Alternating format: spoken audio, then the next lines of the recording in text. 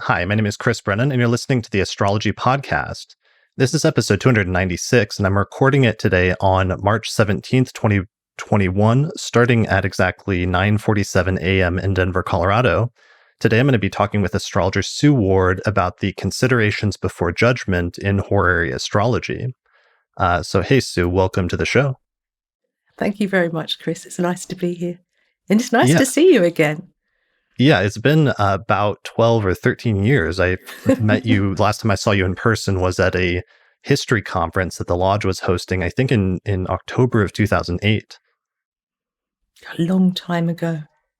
Yeah, a lot has happened, but we're going to be talking today about some of your work in the past over the course of the past few decades, especially in the early to mid 90s, on the considerations before judgment, which you did a lot of work on, and I think it was much more controversial. I get the sense. I wasn't around during the mid 90s, so I've had to piece together some of this history myself, but some of your interpretations were more controversial then. But I've realized in recent years, a lot of people who didn't follow some of your interpretations, especially of the void of course moon, have been won over and have in some instances sort of like reluctantly adopted that, so that it's seen as a notable discovery at this point rather than something that's more controversial.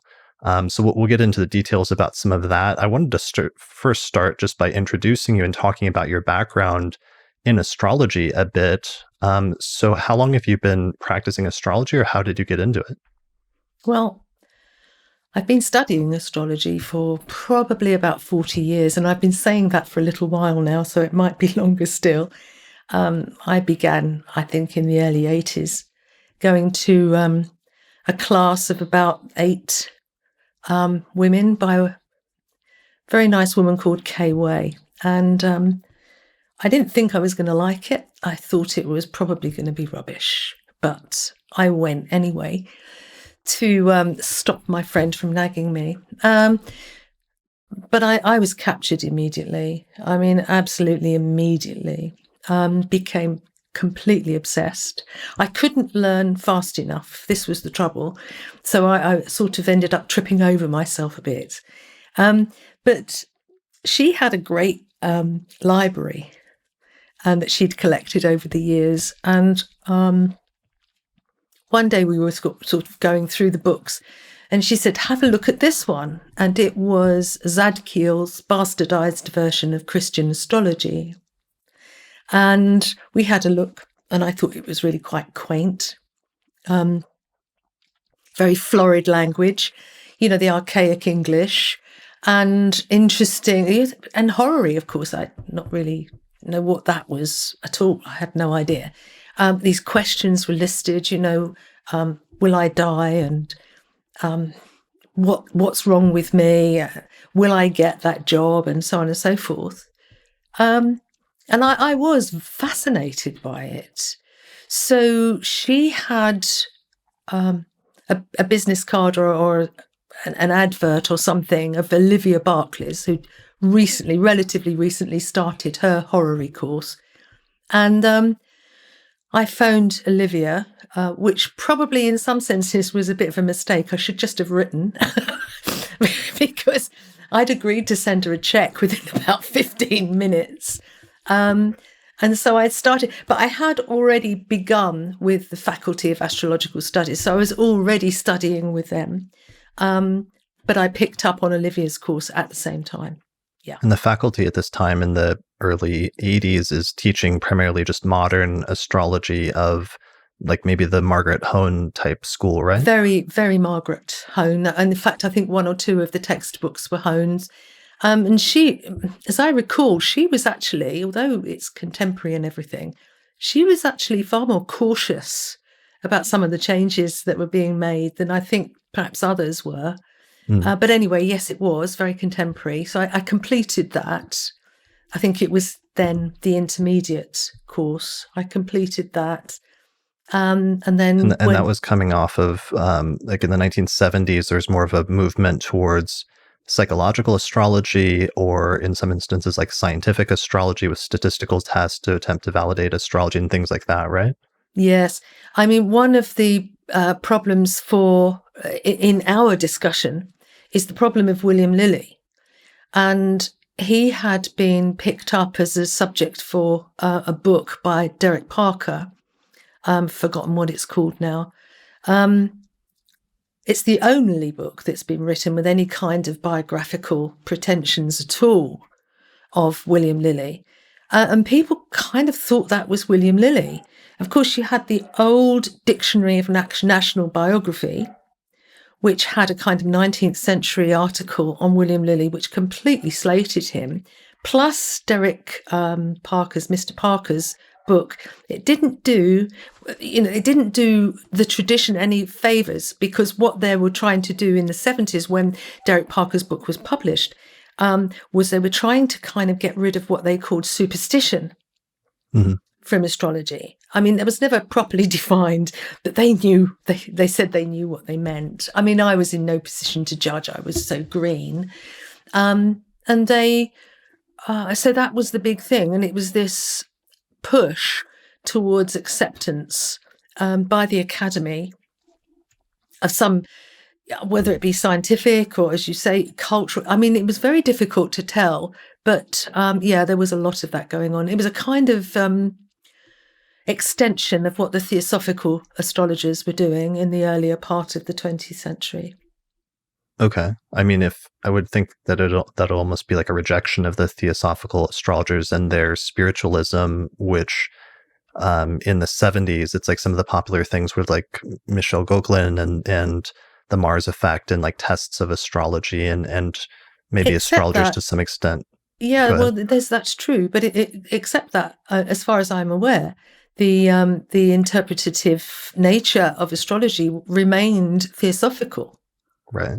Okay. So although you've got this idea of trying to separate it off, I mean, don't forget the theosophical astrologers were doing the same thing, new scientific astrology, changing the names and trying to get that word in as often as possible. I don't know much changed, really.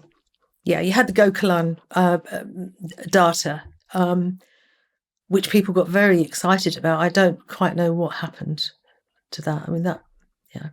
Yeah. So one of the things, though, is most of that was focused on natal astrology, and part of what you discovered with Lilly and traditional astrology and starting to study with Olivia was horary astrology, which was seen at that time in the 1980s as a bit weird and sort of old-timey, right? Yeah. It was, I think it was Jeff Mayo in the back of one of his books mentions horary astrology, and he says something like, it's of the fairground.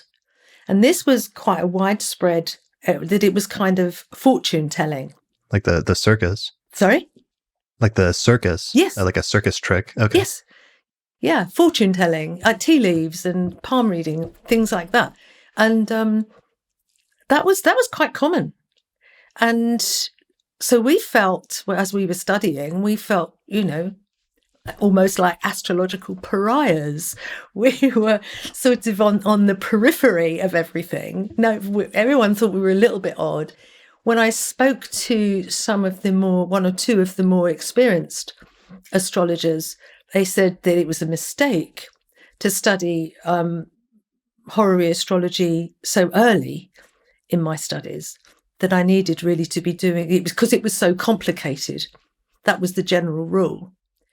But after a while, I was going to the astrological lodge in London quite a bit, where you were allowed to talk about the tradition and horary without being laughed at. And Mike Edwards was a long-standing member there and a great horary astrologer. And he said to me, I begin all of my classes with horary. He said, because it's easier, because of its structure, it's easier. And I always remembered that. I kept that with me. And he's right. He was definitely right. Okay. So part of it, I know you told me at one point that you liked the fact that not only were you studying a very unusual subject with astrology in general, but you were also considered a bit weird even within that community by others who were studying it as a result of focusing on horary. Yes.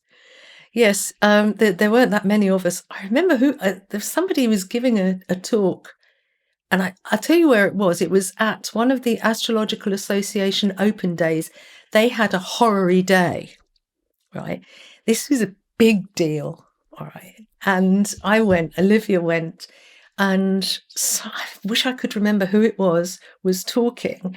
And he said he felt a bit like, the joke. I don't know if you know the joke about the dirty postcard salesman who's always got these dirty postcards here, right? So you couldn't say, do you want to buy a dirty card? So he said, do you want to see a horary?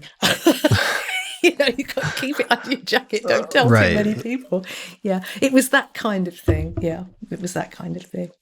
That makes sense. That's really funny compared to now. So part of this has to do with the early revival of traditional horary in the 1980s and early 1990s that was especially centered around the revival of William Lilly's book, Christian Astrology, which was published in 1647. And this especially came about partially due to Olivia Barclay and some of her students. So you found Olivia at some point in the early to mid 1980s, and she was already practicing or moving towards a more traditional style of horary based on, she had a copy of William Lilly's text and she was photocopying some portions of it, right, and making that available to students. The horary section, which is book 2, she'd photocopied that. Her, just as an aside, in case people don't know this, because it's fascinating, her original copy she picked up for £10. That's about $13 or $14. Wow. And it was an original copy from 1647? Yes. How did she find it? Just in like a used bookstore or something? Yeah, she just tripped over it. Yeah. Oh, and it was an accident. In a second-hand bookshop. Okay, so she's just like looking for astrology books and she finds a 300-year-old astrology text that happens to be the first English textbook on astrology? Yes. Exactly. And she said, and afterwards, when I realised what I'd got, she said, I did feel quite guilty for a while. So I said, well, go back and give him some more money. So she said, no, I'm not doing that. So, yeah, but £10 or $13 or $14 now. I mean, £10 is worth a bit more so then, but yeah. Sure. Do you happen to know roughly what year that was when she found it? I don't.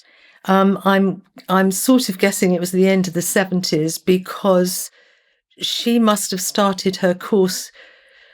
See, I can't remember when I joined up with her. She'd been running for 1 or maybe 2 years by the time I joined. So I'm guessing probably the late 70s.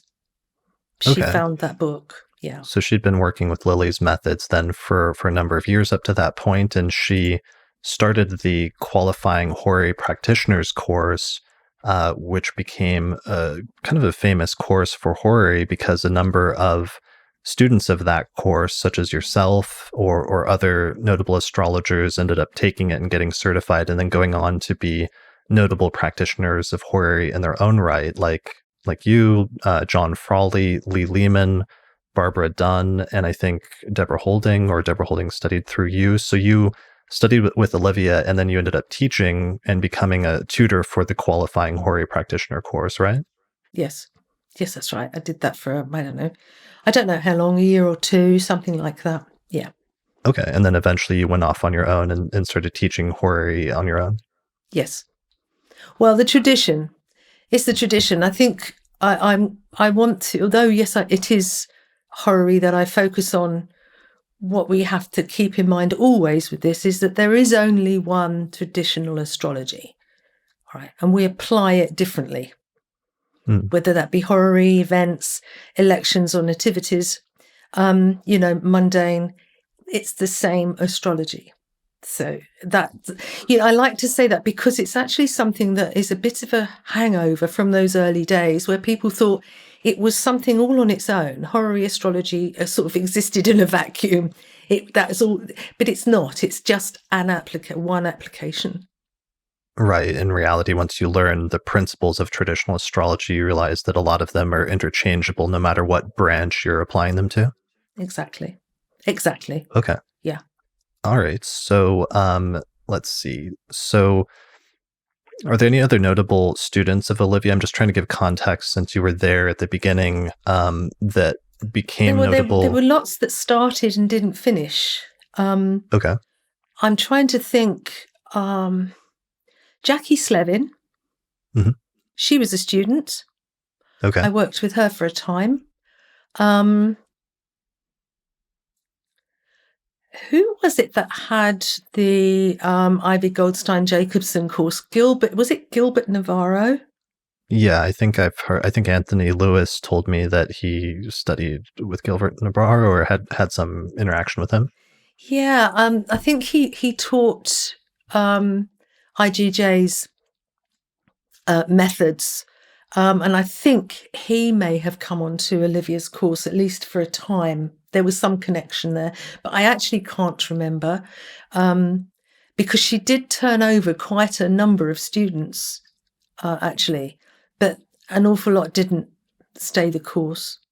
Sure. And then many of them, some of her more notable students ended up having students of their own who have since become notable. Like, for example, Lee Lehman, for example, one of her students was Christopher Warnock, and then Christopher Warnock has gone on to teach other students since then. And there's a lot of other instances like that where, since it's been a while now, it's created these whole lineages of astrologers that I think probably I think, if I remember correctly, I think I was the first one to set up a course after Olivia's course. Okay. And it went on, yes. So that would have been in the late 80s, early 90s. So that would have been the first one. And then they kind of followed in fairly rapid succession after that, I think. And you've got numberless courses now. Yeah. Yeah, and it seems like there was an explosion of the practice of traditional horary astrology and different publications set up for either traditional or for horary in particular. And this was complemented by, in a previous episode 212 of the Astrology Podcast, I did an episode on the reprinting of the Regulus edition of William Lilly's Christian Astrology in 1985, which was like this huge turning point, it seemed like, in the community, where Clive Cavan, and I interviewed him when I visited London a couple of years ago in 2019 about this project to reprint the original version of Lilly's Christian Astrology and make it available to astrologers. And that was a big sort of turning point, it seemed like. It was. It absolutely was. I mean, a beautiful, beautiful edition. And if anyone has the leather-bound edition, hang on to that, because there weren't very many of those printed. I think it was something like 70 were printed. I mean, it wasn't very many. But it is a beautiful edition, and mine is now broken to bits over the years, but it's still holding together after all that time. Because you've used it so much? Sorry? Because you've used it so much. Because I've used it so much, yes, exactly. And it's but what it meant, and what it meant to me particularly, was that it's a bit like, it's a bit like getting rid of the priests, because I could now access William Lilly directly. Mm-hmm. I also had that first book, which gave you the foundation, which was essential. None of us had had that. No one had been taught those fundamentals. Oh, so okay. Because the photocopies that Olivia was circulating up to that point was just book 2, the horary part, but it wasn't the first book. Yeah, so trying to get to grips with the astrology in that book 2 was almost impossible. It was so difficult. That's aside from the archaic language. Mm-hmm. So having that first book just changed my life completely. The book on nativities later, that was my obsession. I have these obsessions, and book 1 was an obsession for quite some time, and I turned that inside out a number of times. And then moved on to book 3, because book 3, that's the nativities section and the natal prediction section. Some of that I'd never heard of. Never heard of perfections before. For example, primary directions I'd never heard of before. So, yeah, and also the vocabulary is so rich. So, yeah, I mean, having that book did literally change my life, because you cut me in half, it says astrology right the way through the middle. I'm absolutely soaked in it. So getting that book was marvelous, marvelous. Yeah, wonderful. Okay. And part of the context is that there's the horary chapters floating around in photocopies, and then there was an updated version of Lilly that was published in 1835 by Zadkiel, but it's kind of like a abridged version where he it's bad. He updated and he included new things like Uranus and newly discovered planets and other things like that, right? I don't know. I never ever read it. I only saw it once when my teacher showed it to me. Okay. But it's generally accepted as being a bastardized version, and there's no way I would touch it with a disinfected barge pole. So because you can't trust what it's got. And why? Yeah, why should I'll show. Why would you? You've got the real thing now. So. Yeah, I definitely agree with that. It's just interesting that for many generations up to that point, there's little tiny bits of the practice of horary that survived in 20th century astrology and astrologers like Ivy Goldstein Jacobson or Barbara Waters, but Barbara Waters used it. They tend to be drawing on the Zadkiel edition of Lilly, which is more I don't know which one, but Waters was, because we had to also study Waters and Jacobson for Olivia's course. And Waters also was something of a Ptolemy scholar. She knew Ptolemy too. So, yeah, but nevertheless, it was very modern. No, I think, yeah, I'm sorry. I interrupted you. Carry on. I'm not sure what I was basically just saying that up until it's like there was, because there's a little bit of practice of horary in like, let's say mid 20th century astrology, but it tends to come from like these later versions of Lilly from Zadkiel that are at the very best like an abridgment of Lilly, but at the worst, I think you used more strong language than that. That's not rude. That's a proper word. It's in the dictionary. Okay. Well, there's lots of words in the dictionary that I'm not allowed to use in polite company, okay. but I'm sorry. No, that's fine. It's not a swear word. It is proper. Right. So there's Ivy Goldstein Jacobson, there's Barbara Waters, and then that's like a version of horary that's floating around, which is like a more modern version that contains some traditional elements, but also has many modern elements and some things that have changed. And the considerations are one that we'll get to. I know around 1985, one of the things I noticed that was interesting in the timeline and trying to piece this together is Derek Appleby's book on horary astrology titled Horary Astrology, An Introduction to the Astrology of Time came out. And that was something that seemed like it was somewhat in line with some of the modern tradition in being somewhat influenced by Lilly, but also taking into account other things from like Ivy Goldstein Jacobson or other horary astrologers. I think he was an IGJ student. Okay. Originally. Yeah, I think he was. Yeah. Got it. So part of the appeal then after the Regulus edition of Lilly came out is that people were reading Lilly directly on their own again. Olivia's approach was still very much influenced by modern views of horary by people like Ivy or Barbara Waters. But then all of a sudden there's this new generation of astrologers like yourself who are getting into Lilly much earlier, and they're getting into Lilly directly through the source with no intermediaries, and then starting to struggle with that text and read it and do textual analysis of Lilly. So sometimes this textual analysis would inform or modify the techniques employed, and sometimes reading the text raised questions or discrepancies. Yes. And the considerations before judgment is one of those areas where some of these discrepancies came up. Yes. Yes, that's right. We had noticed because of, as you know, they were regarded as strictures earlier. In that you couldn't judge a chart if one of them arose. And that's pretty much how people practiced. And it was one of the complaints from people outside of horary astrology. There are so many charts that you just can't judge because one of these things, these strictures comes up and you're stuffed.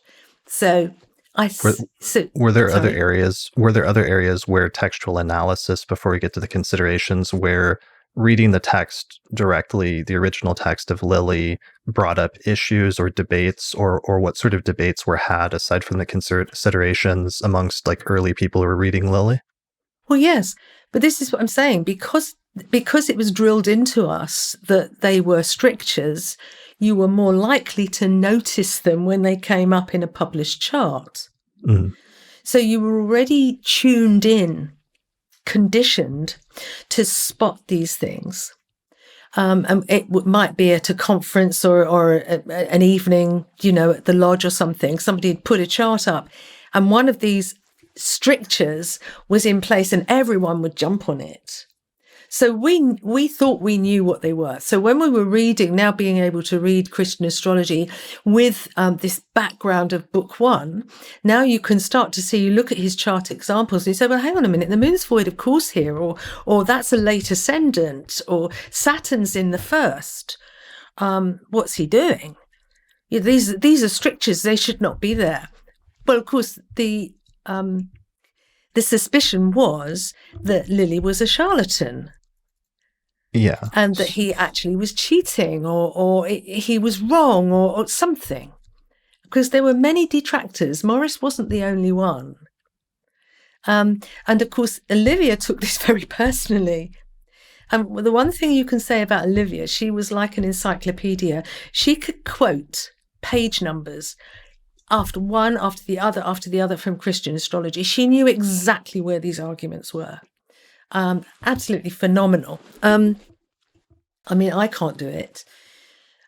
So these things were constant battles. So one of the amongst things the community that people like yourself were doing were they were reading Lilly and basically committing it to memory so that you kind of knew people like you or Olivia knew every square inch of that text eventually. Yeah, no, I wouldn't memorize. It's just for Olivia, yes, she was looking for ammunition, really, to defend what she was doing and to defend William Lilly. So that was what she was doing. So, she can do the chapter and verse thing. For me, it's been three separate restarts. I've rebooted my astrology 3 separate times, and not including the first time, through Christian astrology. So I know the book pretty well because I've been through it from cover to cover at various times. So yeah, that's not memorizing. My memory is awful. So there's no way I can remember all of that. And that's the other thing about it. You don't have to. The book's there. Right. Sure.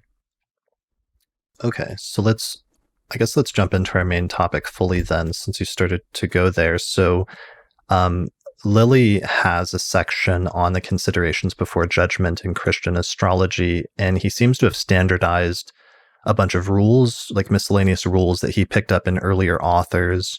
For example, Guido Bonatti, who lived in the 12th or 13th century, was one of the people that he took some of these rules from.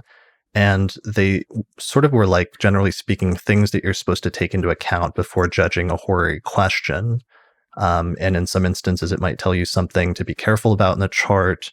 And in other instances, it might be something to tell you to avoid reading the chart altogether, is one of the ways that they were interpreted, I think, by different astrologers.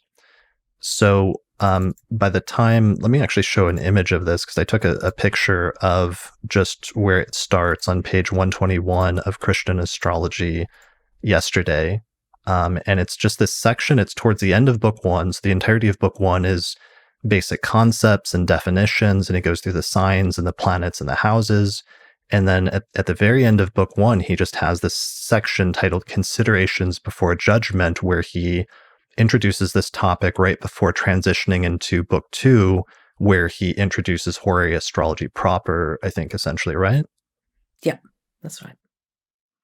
So if I could just say first, before we get into the detail of this, that Christian astrology is a massive compilation of his tradition, the authorities of his tradition. So it's a huge compilation. You've seen his bibliography, it's massive, right? So he's read these. It's not just Bonatti, which, by the way, Clive Cavan also published Anima Astrologiae, which was some of Bernati's considerations and Cardan's, which was translated by Lilly and Coley. So he produced a very nice copy of that too. So it's not just Bernati, although Lilly did favour him. He mentions in those considerations Al-Kindi, but there are many other authors. So what he's doing is he's pulling it all together, and what he says in his introduction is that he is trying to systematise the material, which has never been done before. He's not talking about revising. When he says, this is my method, I've methodized this, he's talking about the structure of the book. Mm-hmm. Okay, this has not been done before, he says. And he's pulled together all those authors. So you're going to find throughout that book evidence of his sources. Right. But the beauty of it is that he also applies it with his own experience. So you're going to find this from, his sources popping up all through the book. Very little of the theory, unless he says it, very little of that theory is his. It's not coming out of his head. He has translated it and put it into English and organised it. But he will say when it's his experience or his method. Yeah, that seems to be one of the marks of all of the great traditional astrologers, is that there's this blend or this synthesis between, on the one hand, them reading and synthesizing whatever authors they had available to them, and sometimes prioritizing certain authors that they think are more important authorities or who have the best rules and interpretations. And then on the other hand, astrologers like Lilly actually putting those rules into practice and seeing what works for them by seeing lots of clients and applying the principles on a day-to-day basis until they eventually form a system of their own that's a blend between what they've inherited versus what they think works in practice. And that's kind of what Christian astrology is. Yeah, quite. I mean, what they had was respect for their forebears. Mm-hmm. And actually, it wasn't just respect. It was... that's how that was the convention of the time. If you didn't show that you knew who your preceding authorities were, then you were counted to be uneducated and ignorant. So it was very much a part of their tradition, as far as I know, that you did always refer back. And actually, in Christian astrology, he parts company, I can't remember why now, he parts company with Ptolemy. And he says, to the reader, I'm sorry that I've done this. He said, but I am differing with him, but know that everything I do now has been informed by everything I've read up to date. So though he says he's kind of breaking slightly with tradition here, he has been informed by that very tradition. So he's not doing anything outrageous. So yeah. Yeah, so it's always a tension between those two, because he does occasionally, he'll cite what the authorities say, but then he'll say, but this doesn't quite work for me. Or sometimes he does have not disagreements, but maybe certain authors he's not in full agreement with, right? Well, that's right. I mean, he'll say, I think you find a lot of that actually in the seventh house, where he's doing lost and mislaid and stolen articles. There are so many conflicting theories throughout that section. It's a big section, big chapter. There are lots of conflict because he's pulling them in from all over the place. And then you find Lilly's best experience rules. This section he's put together, where he's actually worked with this. Because he's pulling from the Arabs in quotes, he's pulling from the Arabs, and they were busying themselves with trying to get this all organized and pushing the boundaries of astrology and finding out. They were great explorers of science. And he's trying to make sense of what he's reading when you've got conflicting arguments coming from different authors. So he's trying to make sense of that. And he does help. But really, his experience, I think it's been worked out. He was doing something like 8 client charts a day, every day. I don't know anyone now who does anything like that. and this was these are people that were coming to see him or sometimes writing letters. And I think you said that you had access to his, some of his private working files, and that he sometimes would start at 7 a.m. and then he would just work and see clients the rest of the day. Yes, he'd keep going. I mean, they would use daylight, of course, as much as possible. Walking the streets of London in the dark wasn't something to be recommended, particularly since the streets were quite often filthy. You couldn't see what you were treading in, for example. But yes, he did, and by letter, sometimes nativities and other work. But that was interesting because the only real obstacle I could see to his reading, to his working, was when he kind of stopped in the middle of the day, and it appeared, anyway, that he didn't pick up again until I think it was the following day. I'm testing my memory here, but there was a big gap. And what was happening astrologically, was that the moon had moved into the later degrees of the sign. Mm-hmm. And it had done that in Gemini. So you can speculate that he'd stopped because of that. He stopped working because of that. You could also speculate that he was hungry or needed to go to the toilet or something, or had to go to the shops for something as well. But that was the only time I could find.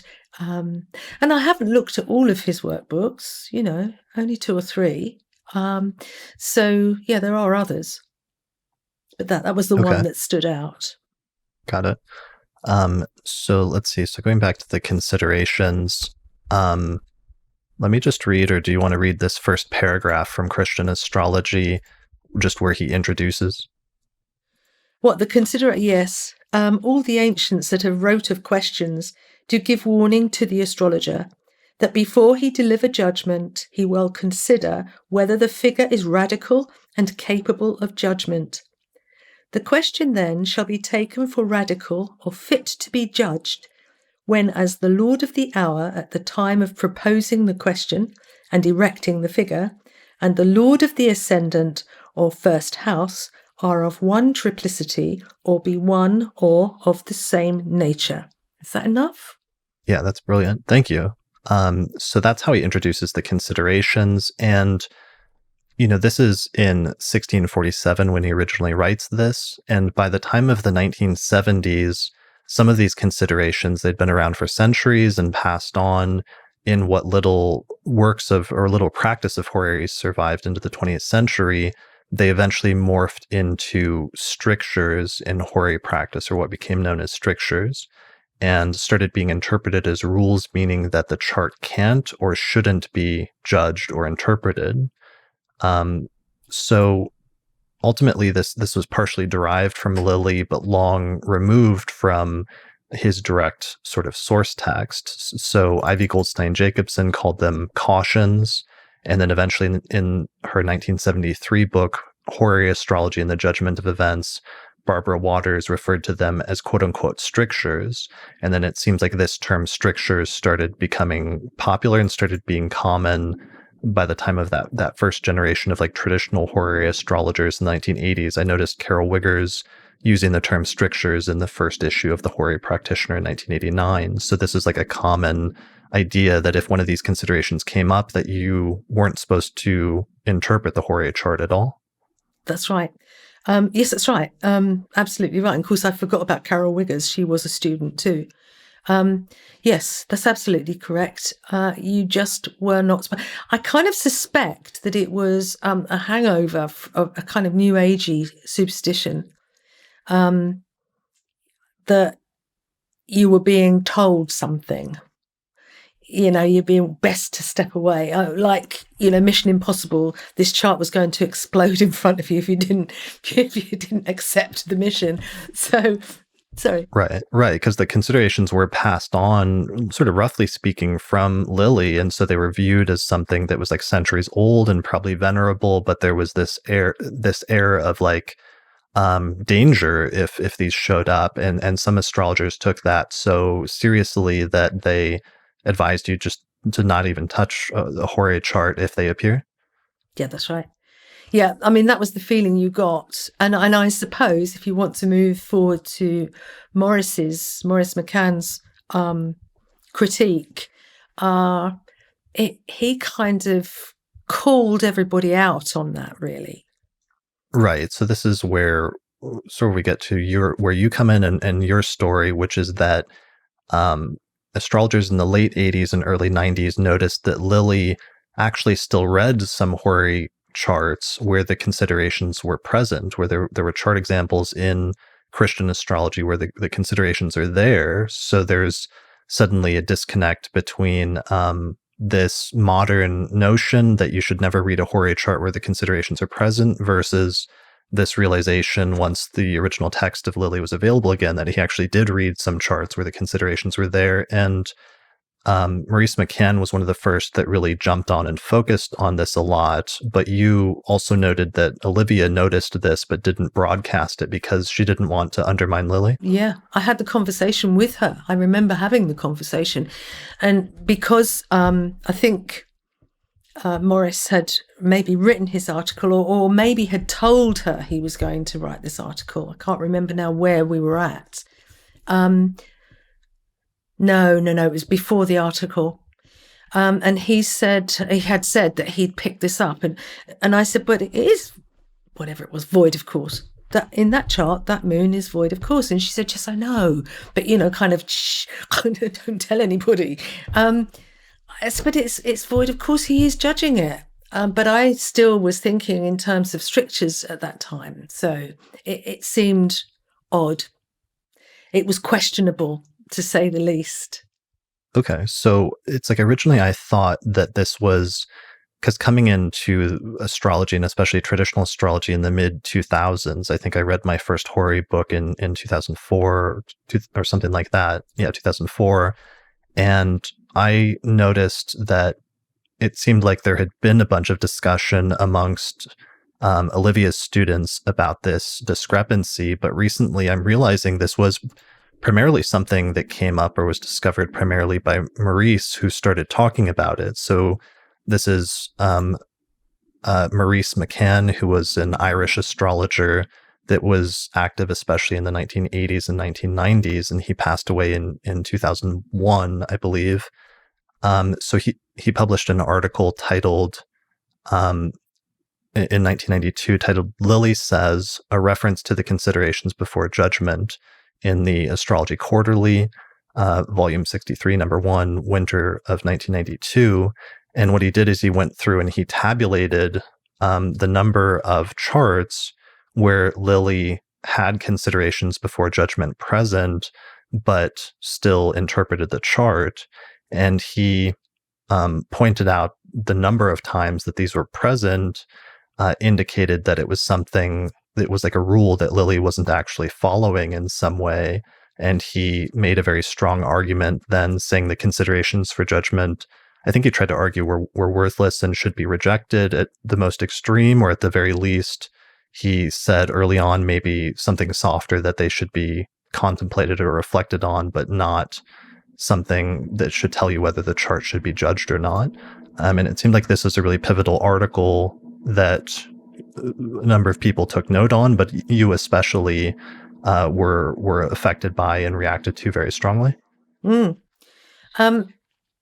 I think what it demonstrates is how useful the new Regulus edition was, because, as you said, people were now beginning to read it properly, right, instead of accepting things, making assumptions. But Maurice was as conditioned as the rest of us, and we were all making assumptions and speculating. And also, the thing that always aggravates me is when people assume that because they don't understand something, there's something wrong with the text, with the source, when it could just be their level of understanding. They need to stop and think a bit harder. And this was going on. I mean, Maurice had found something, and he used to do this quite a lot. He would find something that was really quite spot on, but he'd run off at a tangent. He'd kind of get all excited and then run off at a tangent and lose it. And this was really what he did here, because he made a number of mistakes in that article, which I think had he slowed down a little bit, he wouldn't have made. But kind of it was an open goal for me. But what he did do was he made me read through every chart and check every chart and then keep going back to that section that I've just read out, the considerations before judgment. Check them, go back. And this took a long time to write, a long time. So he did us all a favour, actually. So it was because a surprise. He called us all out on this. So it was a surprise because up until that point, the quote unquote what had become the strictures were taken so seriously by some in the horary tradition, and this raised the question then of what was the purpose of the considerations then if they were not supposed to be used to reject horary charts entirely. Well, because everybody slipped over onto the IGJ caution thing, started talking about them being cautions, which is fine, nothing wrong with that. But the detail was important. And Maurice had kind of suspected that in his work. But as I say, he kind of slipped off the side because, he was more interested in, he was interested in demolishing Lilly and Lilly's arguments. Right. It seems like he sometimes had a tendency to do that with analyzing sources. When I met him the first and only time when I met you at that Lodge History Conference, and I remember he gave a talk that was on Bonatti and how Bonatti used some hypothetical chart examples that were astronomically impossible, and then his conclusion from that he made was that Bonatti didn't know what he was talking about or something like that. Like he took it to somewhat extreme conclusion that I was a bit surprised by, and I know my friend Ben Dykes was there and who translated Bonatti and was also a bit surprised by. So this was also sort of something he did with Lilly similarly, where he noticed this discrepancy where Lilly used the considerations even though, or interpreted charts even though the considerations were present, and he drew somewhat extreme conclusions about Lilly and Lilly's practice as a result of that.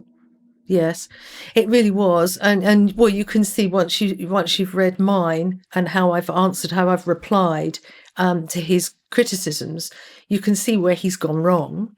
And I think he did later too.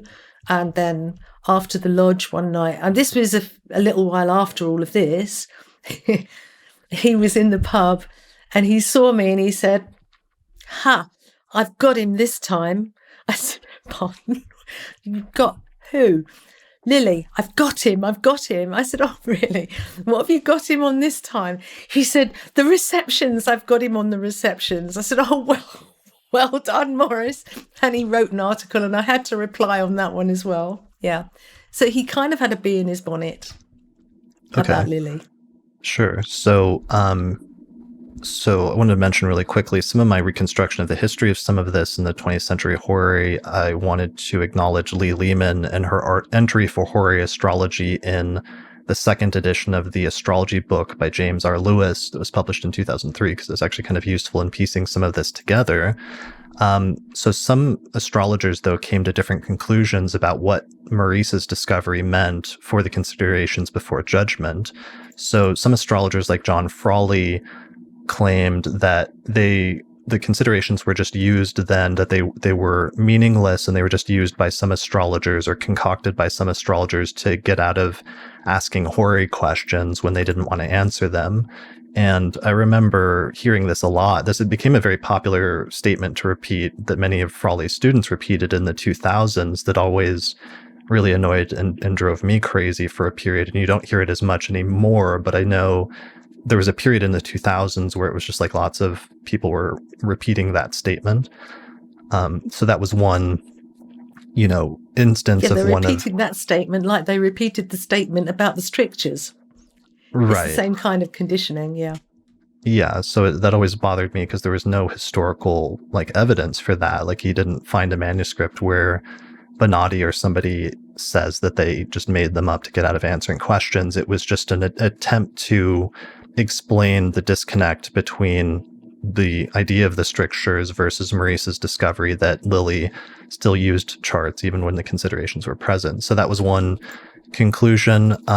For Maurice, one of the things you said is that it was kind of an indication, or his conclusion was that Lilly didn't know what he was doing.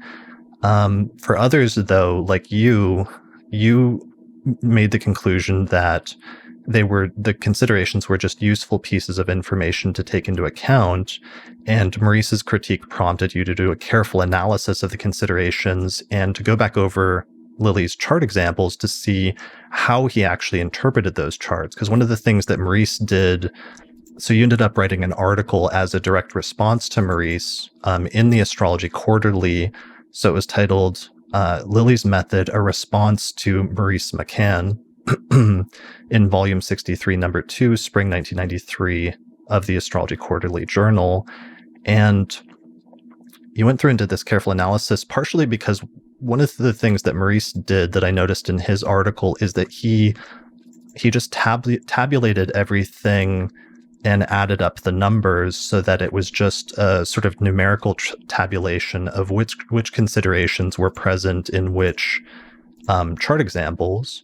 And he went through and counted each of the considerations and how many times one of those showed up according to his tabulation in different ones. And he said, for example, that some of the numbers were like whether the Lord of the Hour consideration was present or whether it was not present, and the numbers were kind of even on that, or whether there were charts with an early degree rising or a late degree rising, or the moon void of course, or what have you.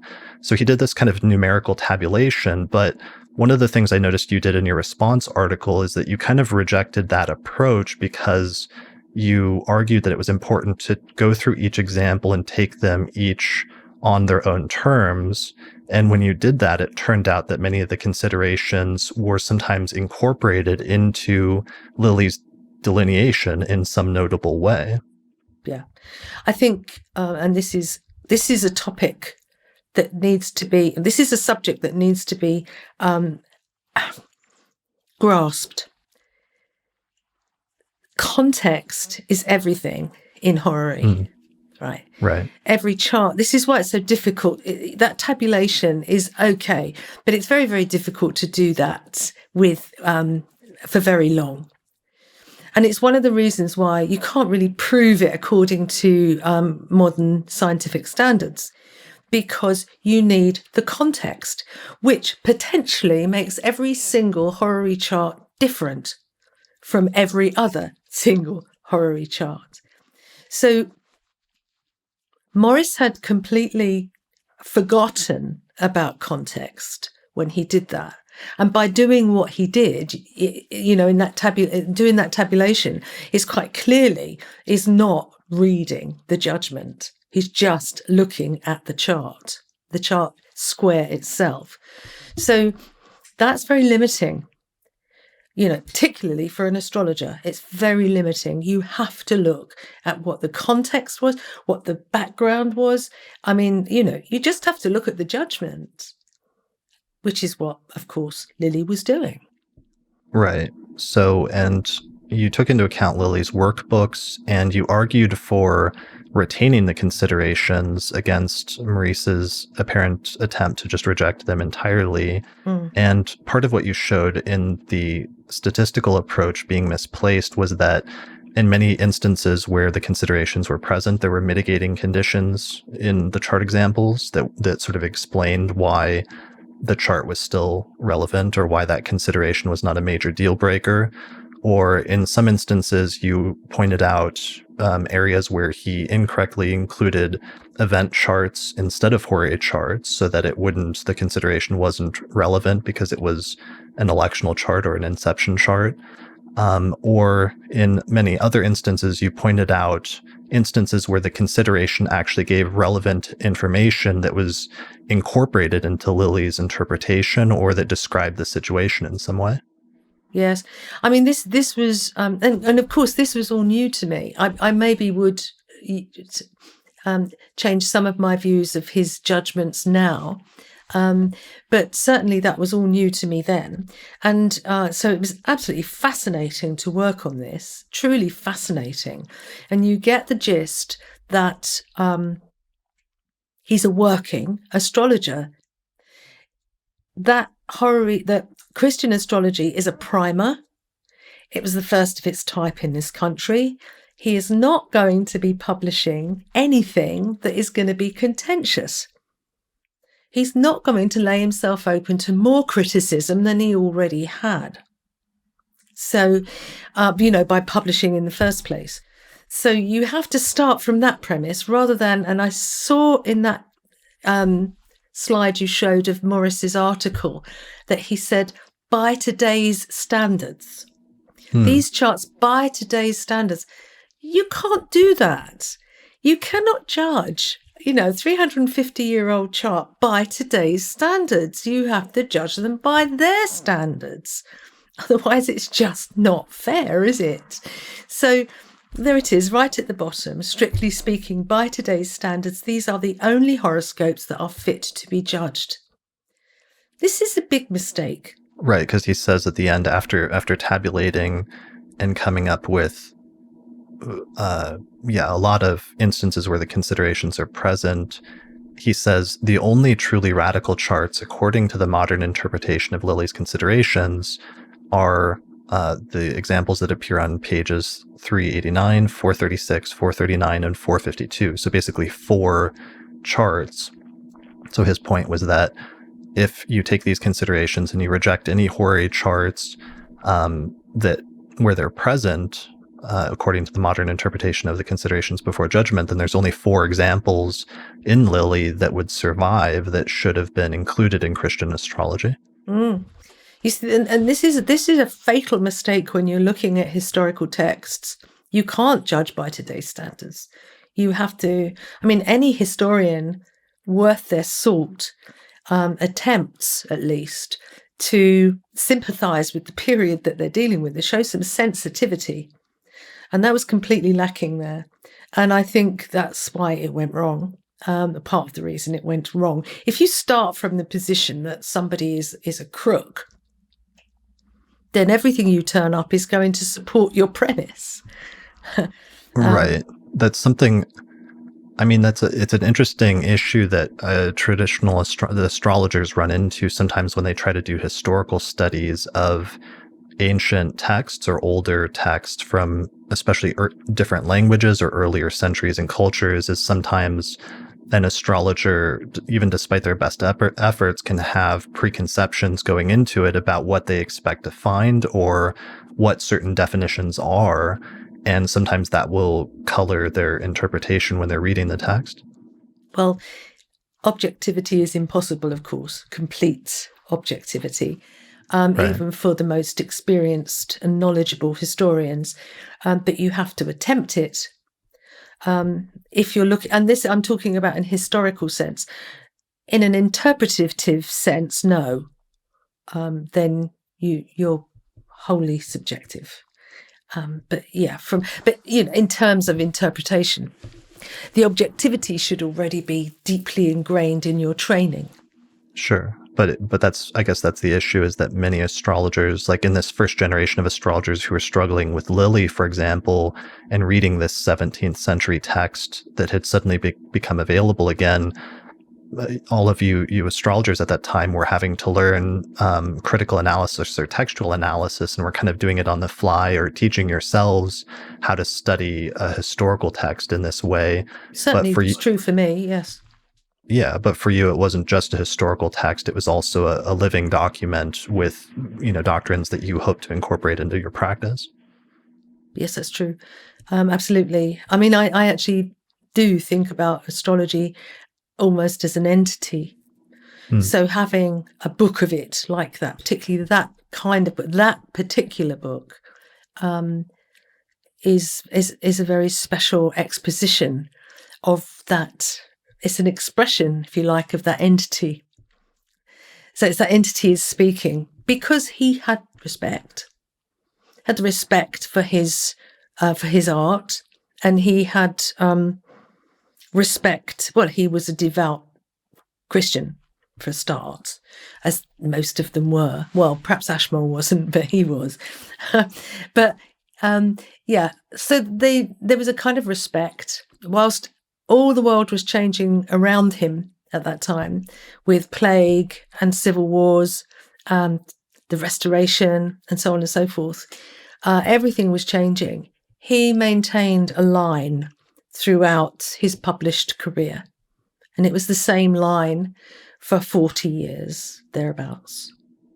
Okay. And it seems like part of your, when I was reading your articles, both your Maurice's article and then your response to it, it seemed like one of the things that you were slightly annoyed about is that you have a stronger reverence for that text, for Lilly in particular, and that your reverence made you not defer to it, but gave you a deeper appreciation for it and a desire to understand it on its own terms better, and sort of an annoyance with anybody who might reject it out of hand, or reject it for... Yeah, rejecting it on educated grounds is one thing.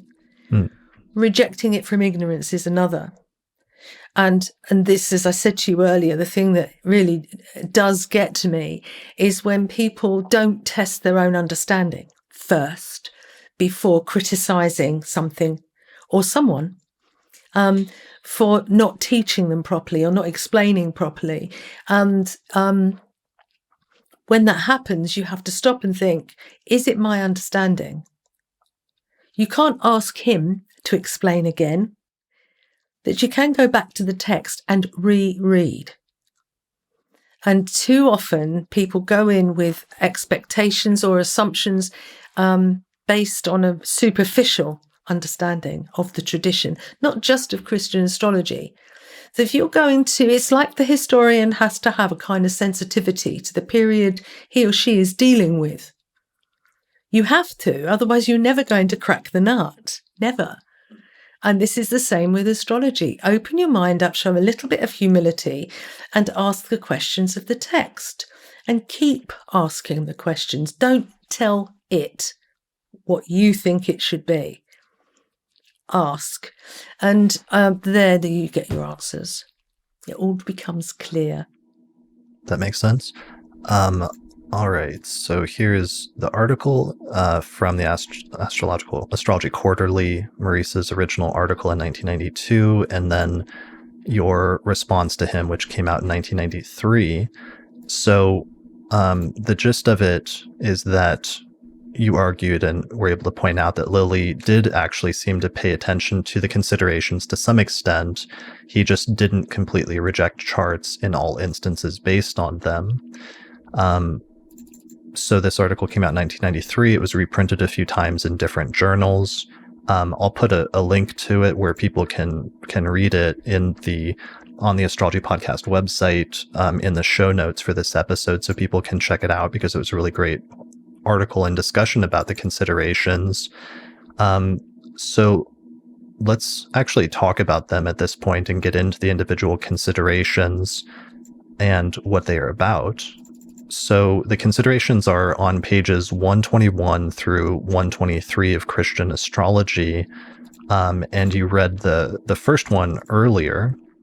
Mm-hmm. But one of the points that's actually important is that he repeats many of the same, even though people focus on that 2 or 3 pages where they first appear at the very end of book 1. He actually repeats many of the considerations later on in a section titled Aphorisms and Considerations for Better Judging Any Horary Question on pages 298 through 302, which is, I think, towards the beginning of his interpretations for 7th house horary questions, right? Mm-hmm. Believe so, yes. Yes. Okay, so in the original treatment, though, at the end of book 1, it seems like there are 12 discrete considerations before judgment in the initial section. If you incorporate the later ones that appear in book 2, it might raise it to 13 or more. But for the sake of just focusing on the initial ones, which then got passed down as part of the tradition, it seems like it's broken out into 12. And Lilly uses specific language that I tried to write down when describing them. One of the words that he uses is calling them warnings. But he has this discussion and he starts using this terminology of whether the chart is radical or rooted or has a strong foundation at this point, saying, quote unquote, whether the figure is radical and capable of judgment, quote unquote, the question shall be taken for radical or fit to be judged when, and so on and so forth. So maybe this would be a good point to discuss that, what that means for a question to be radical or not radical. Yeah, good idea. Because you have to question the question before you can get into the considerations before judgment. And of course, he does talk about that, as do other authors, early authors. They talk about the horary question. The first and foremost, all questions are not horary questions. A horary question is the question put to the astrologer, and only then. Now that sounds obvious, but actually in the early days, people weren't doing that. People were kind of listening to a conversation, and somebody would say, "Oh, it would be good if I could find out if I was going to buy that house." And the undercover horary astrologer would then look at their watch, take the time, and then do a surreptitious chart. Well, you can't do that. That was not a horary question. That was just a question in general conversation. The idea is that by approaching the astrologer with your horary question, you are now part of a magical process. This is a process whereby the astrologer is taking over for you and is putting your question to the heavens. The moon is your transmitter, is your modem. So they've prayed, they've done their bit, as certain authors recommend, that they pray for a day and a night, not if it's urgent, of course, to pray for a day and a night to get the question right. They've got the problem, now they've got to have a question.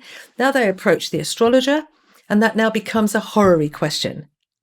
Right. That emphasis on was especially emphasized in the early horror tradition, where the question had to be important. It had to be an important, not, pointless or not, light question, not frivolous question. Yeah, good word. That's the word I was looking for. And also in some authors, the person it had to have been important, and the person needs to have thought about it for, I think Benatti says, like a 24-hour period or something, like something that was really a day and a night. Yeah. Okay. Yeah. And I think Lilly says something similar. He says, unless it's some really pressing, important matter or something like that. So that's it. Yeah, they want people to pray. I mean, this was their way of doing things. And this was pre-Christian, they would be doing this. The same principles would apply, is that you are properly directed to make a clear question. Now, once it's gone to the astrologer, it's now the astrologer's responsibility to make sure they understand that question. That too sounds very simple, but I know from my early days, used to get myself in a right twist over this. And of course, that affected the timing of the question. And this is the essence. This is a word I use a lot in astrology, is finding that essence. It's that really deep down kernel of truth. And this is what it is about the question. The essence of the question is finding out what the querent wants in an ideal world. So if money is no object, you could move the earth 3 feet to the left. If everything was ideal, what would be the outcome you would want? Once you have that, now you understand the question. Once the querent has been honest with you, because they aren't always, they don't mean to lie, it's just they might be a bit embarrassed or may not be that clear about their own question anyway. So what you ask is, what is their ideal result? Once you have that, now you understand. Now you set your time. And now you ask the heavens, right, for your answer. So that's the essence of the question. And that's why it's actually, I'm making it sound really simple, and it is fairly straightforward, but that's why you've got these considerations, because you can't always trust the question, because the question can be wobbly or not quite real. I mean, I've had questions, for example, in the early days where somebody would say, I don't know, a really sort of woolly question like, will this relationship go somewhere? Right. We all know what they mean, kind of. It's a sort of everyday way of putting things. But what you really have to find out is, what is the ideal? And 9 times out of 10, it's that they want to be married to that person, but won't say it. They just won't come out and say that the marriage word. So you have to kind of say, what is your ideal? No holds barred, nothing's going to stand in the way. What is your ideal? And if you keep pushing and pushing and pushing. So that's the kind of thing. Now, if you went in and said, will we stay together? Is this a worthwhile relationship? You're going to get into a terrible tangle with something like that. I mean, what is worthwhile? What do we mean by that? So, no, I think the question and the importance of the horary question is the reason for these considerations, and so many of them, and why the Arabs, Arabs in quotes, why they were pushing boundaries, as I said earlier, and really exploring outwards into the finer detail, and actually creating this fine detail. They had to be careful. And I mean, Olivia would say, well, if you're going to get your head chopped off, you're going to be quite careful, aren't you, about giving your question, giving your answer. Well, I'm not sure, but that's why the question is very, very important. And if it's not properly constructed and not properly understood, then you're going to get these kinds of problems. Right. I was talking to an astrologer from Australia, Rob Bailey, who does traditional horary, about this, and he had written a paper that he hasn't published yet, but it was trying to trace the origin of some of the considerations back to earlier authors in the earlier medieval tradition. And one of the things that we talked about is how it seems like some of the considerations just go back to this real emphasis that some of the early astrologers had on the question being important, and the emphasis on it being an important question that was also like a valid horary question. And this is one of the distinctions I sometimes see between like ancient horary in the medieval and even Renaissance period versus modern horary is I feel like there's more of a tendency sometimes in modern times to accept sort of frivolous questions, or for horary to be applicable to any sort of question versus... And I'll tell you why, because you can whack it out on the computer in no time. Or on an iPad or something like that. There's no work involved. It's easier to calculate charts now, so people will just cast charts for anything. You think that's part of it? Yes, I do. Oh, very much so. And I'm speaking as obviously, when I was calculating charts, we didn't have the computerized programs and applications. I mean, I some people had got scientific calculators that had been programmed with something or other, but I didn't have one of those. And I managed to calculate and draw up a chart. I could do this in 20 minutes. Hand calculate, hand draw, get a chart up in 20 minutes. That was fast, right? But nevertheless, it's a bit different to a couple of nanoseconds on the computer. Right. Those people are called figure flingers. They're just going to throw up questions. And it's one thing I always tell my students to print the chart. Don't try and read it off the screen. Print it. Because it's still virtual up on the screen. Ground it, bring it down to earth and put it on paper. Because that's how it always was looked at. And then it becomes real. It's no good looking at. I mean, I've tried, and it's never that successful. Okay. Yeah, so it seems like that's really important. And this gets back to the idea of radicality. And this term radical, it's from the Latin term radix, which means root or foundation. And the considerations have to do with the description of the chart, and that being the ultimate test of radicality, which is, does the chart match the question? Mm. And the rules, one of the points that you make in your article is that the rules were meant to protect the astrologer and to give them useful information. The other thing is that it seems to help to confirm the serious intent on the part of the querent, and also to establish the seriousness versus the frivolity of the querent, And this seems to be part of where some of the considerations, the very first consideration that Lilly gives comes from Bonatti. And Bonatti spends a decent bit of time talking about how part of his issue is that sometimes people would come to him to either test him or to try to trick him in some way.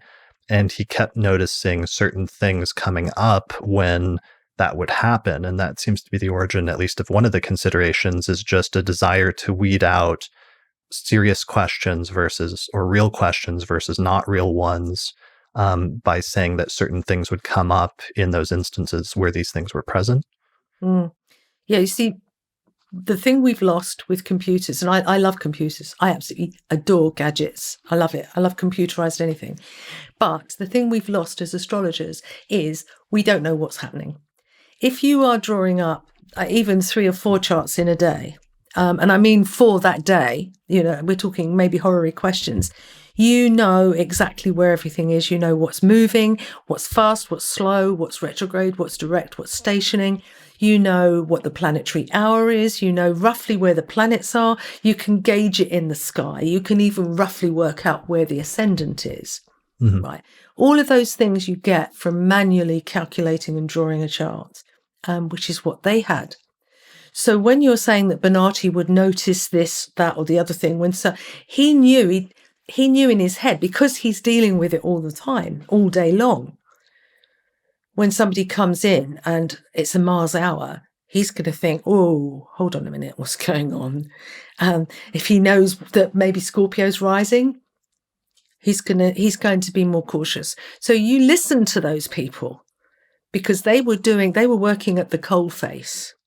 That's a really good point. And maybe, so this is part of where the considerations come from, is the more divinatory origins of horary, and that you pay attention to everything that's happening in the moment of the horary question as being relevant and giving you relevant information about what is happening in that moment and how it relates to not just the outcome of the person's question, but also what led them to ask the question and what is in the mind of, or what is in the inner thoughts of that person who's come to you at that moment as a client. Yes.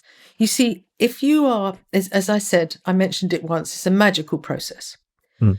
And if you're involved in a magical process, you want to make sure that it's clean as possible, that you stay on the right side of things. You don't want to get into trouble. You don't want yourself to be contaminated or corrupted by something that the querent is doing. So that's another reason for these considerations. It isn't just that you're going to get into trouble if you get it wrong or somebody's going to take the mickey out of you. You do it because it's part of divination. It's part of your soul. It's keeping your soul clean. So that is also, these things I didn't know when I first wrote those articles. I was not aware of that. These are things that I've come to understand in later years. But that, I suspect, is at the bottom of these considerations. It's not as mechanical as we tend to look at it. It's much more to do with, protecting themselves, but also making sure that they're not getting dragged into something they shouldn't be dragged into. That makes sense. Because it is a magical process. You are speaking to the gods.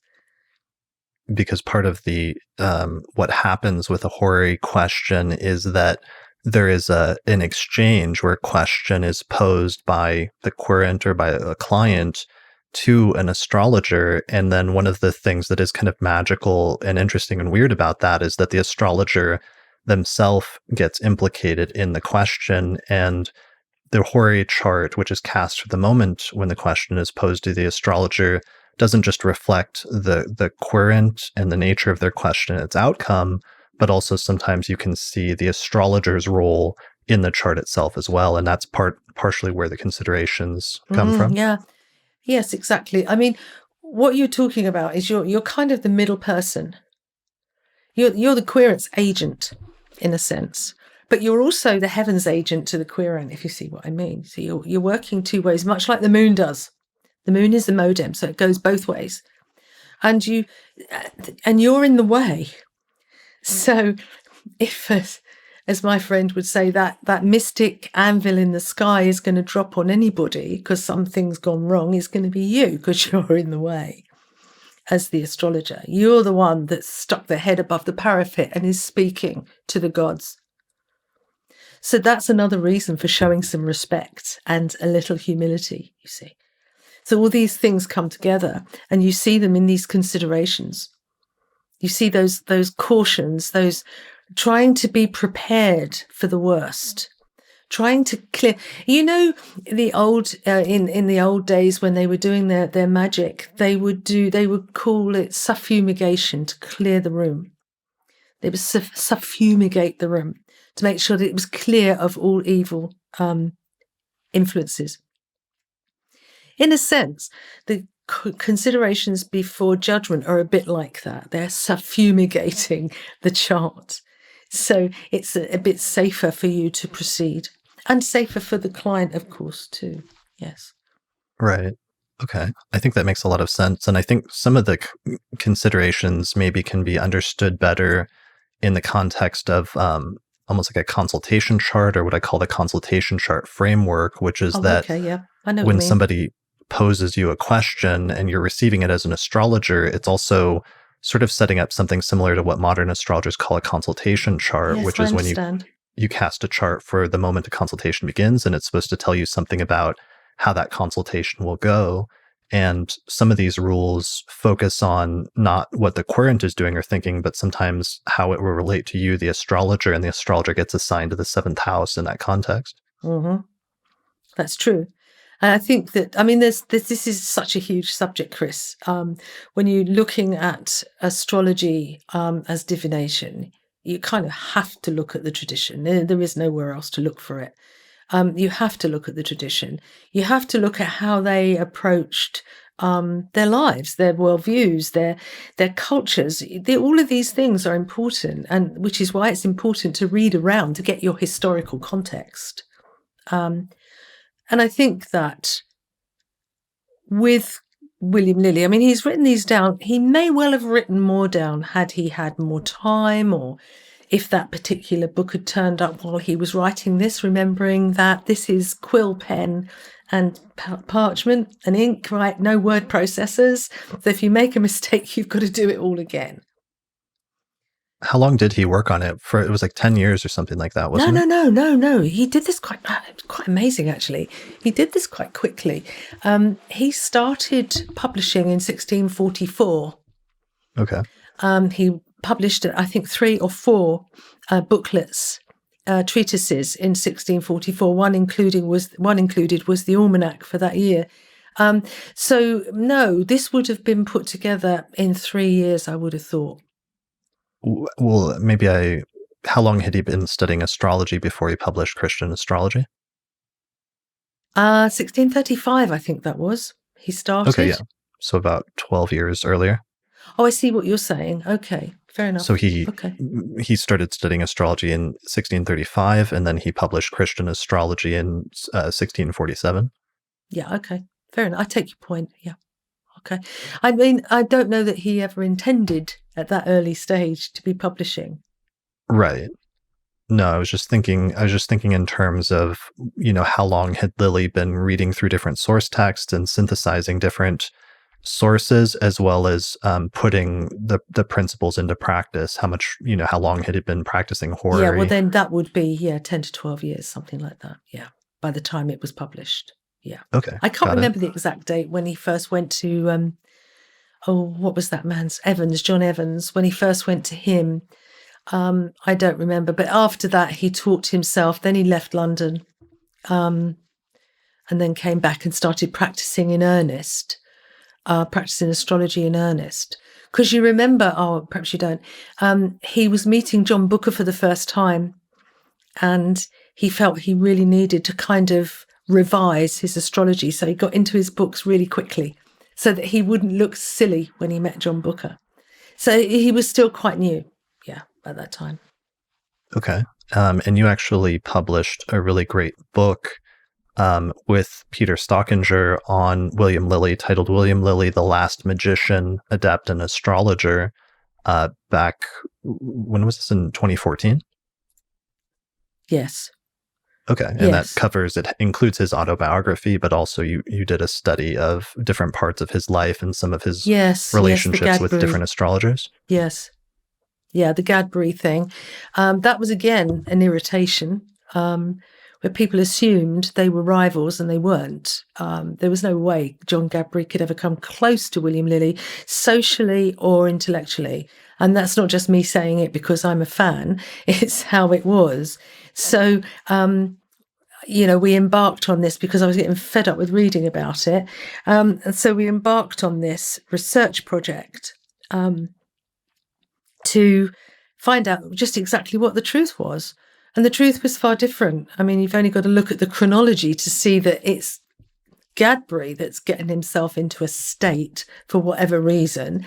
And then there's like 10 years goes by where there's nothing. And then suddenly Gadbury, I don't know, gets a bee in his bonnet and starts again. But it just was nothing. It was because Gadbury betrayed him. Betrayed Lilly. And that's where it all started. After all the kindnesses that Lilly had done for him, employing him, helping him with his library and so on and so forth, introducing him to people, which is so important then. It was so important to have a network of supporters and hopefully patrons. And then he stabbed him in the back. So that's why it's called Monastery of Ingratitude, because it was worse than murder in those days. Why or how did Gadbury betray Lilly? He wrote against him. Okay, it was the attack. He started attacking him in print. He started attacking him, yeah. And that, it was a demonstration. It wasn't so much of what he said or anything, because that early attack wasn't that bad, but it was the ingratitude. That was a very, very serious crime to commit. Very serious. Okay. And he died with that label round his neck, Gadbury. Yeah. Okay. Nobody ever forgot. I mean, John Partridge made sure he didn't forget. He kept reminding him. But yes, he was a monster of ingratitude. He absolutely was. Yeah. And not a very good astrologer either. Okay. Well, I don't, that might be a whole show in and of itself at some point. I'm very interested by some of these interrelationships between different astrologers and who knew who and who was connected with who or who was enemies with who. This is one of the first periods while you get little bits and pieces of that in the Arabic tradition in like the 8th and 9th centuries. And I just did an episode on Buran of Baghdad where we talked about what astrologers she knew or was connected to. It's really not until you get to this period in the 17th century that all of a sudden you can really document much better some of the connections and the social connections between different astrologers and how that played a role in shaping the history of astrology, essentially. Absolutely. It's fascinating, absolutely fascinating. And actually, Professor Yostin, who edited Ashmole's autobiographical notes, massive task, he suspected that there was some kind of secret society that Lilly was involved with because he knew just about everybody. And if you read some of the letters that still survive, letters to Lilly, they're very deferential.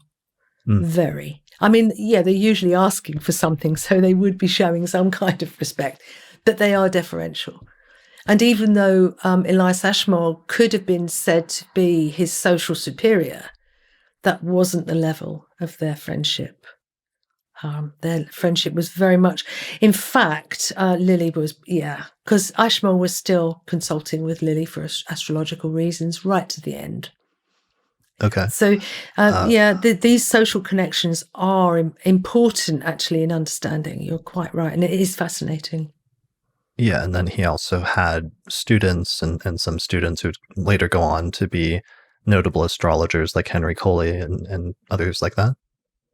Yeah, Henry Coley was one. Richard Sanders was another, and Richard Edlin was another, I believe. But and I believe it was Edlin who was due to inherit Lilly's almanac and his astrological practice, but he died before Lilly. So he died quite young. So that's why Coley ended up as his amanuensis and taking over. but it didn't. I don't think it went on for that long. It was a few years.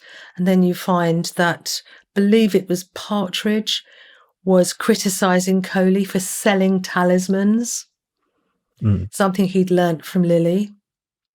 So selling these talismans, because a woman client apparently had gone back to Partridge and says, look, he's given me this, he sold me this.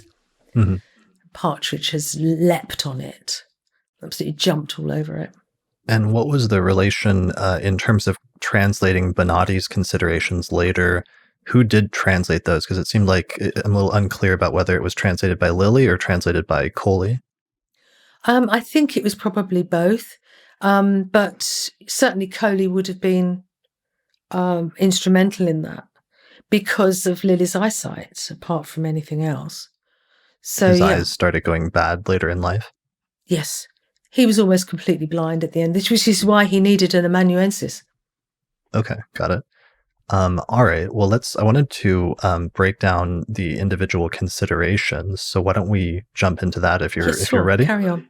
Yes, I'm sorry. We kind of got sidetracked. No, it's fine. There was a lot of things, and I set a very, some people would probably be a little annoyed that we didn't jump into the considerations initially at first. But part of what I wanted to do with this episode was interview you about your background in history, because you've made notable contributions to the history of astrology at this point, and at this point actually influenced the astrological tradition with some of your analysis of Lilly. And I wanted to document that. And then I wanted to document the modern take on the considerations before Judgment and what they had become in turning into strictures, and then some of the debate that you had with Maurice and everything else. And then in this final third part here, I want us to go through the actual considerations and talk about what they mean and what the actual definition is, and then what that might actually mean or how it might be relevant in a horary chart. Okay, fair, fine.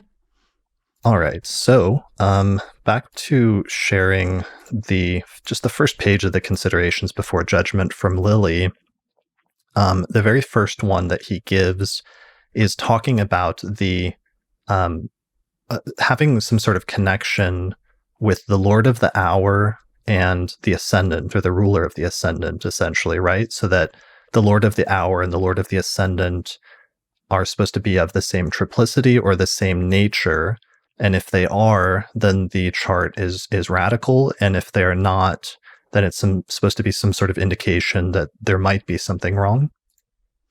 The planetary hour is important. He doesn't always note it in Christian astrology, but in his workbooks, it's there all the time. He'll put the planetary day at the top of the page when he starts work, and so on. So he is fully aware. Like Monday, Moon Day, or Mars Day, Mercury Day, so on and so forth. Yes, exactly. So this is important, and I write about it in that article. It's kind of, in my view, it relates to the journey of the sun god through the heavens. It's 24-hour journey, and each hour, these are astrological hours, it has to pass through a gate, and it has to give the right password to that gate. Now, to the gatekeeper, I beg your pardon, before it can pass in through that hour and down to the next one. I've interpreted that to mean being with the flow of events.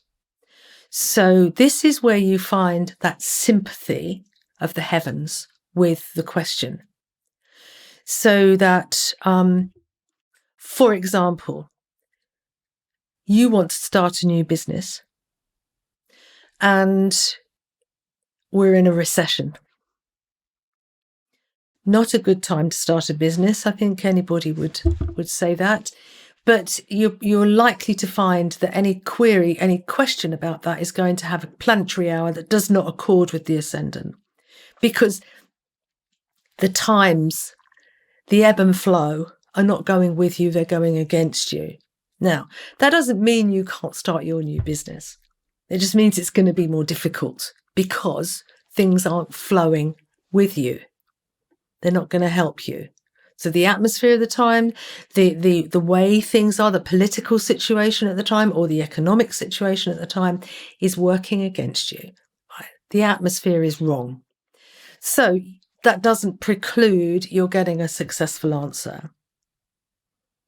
But it does mean, and this is another point that we have to bear in mind with all of these things, and with any horary chart actually, the horary chart, the best is, it assumes the best is possible. And the best that is possible, particularly in the past, was that it kind of fell through the ceiling into your lap.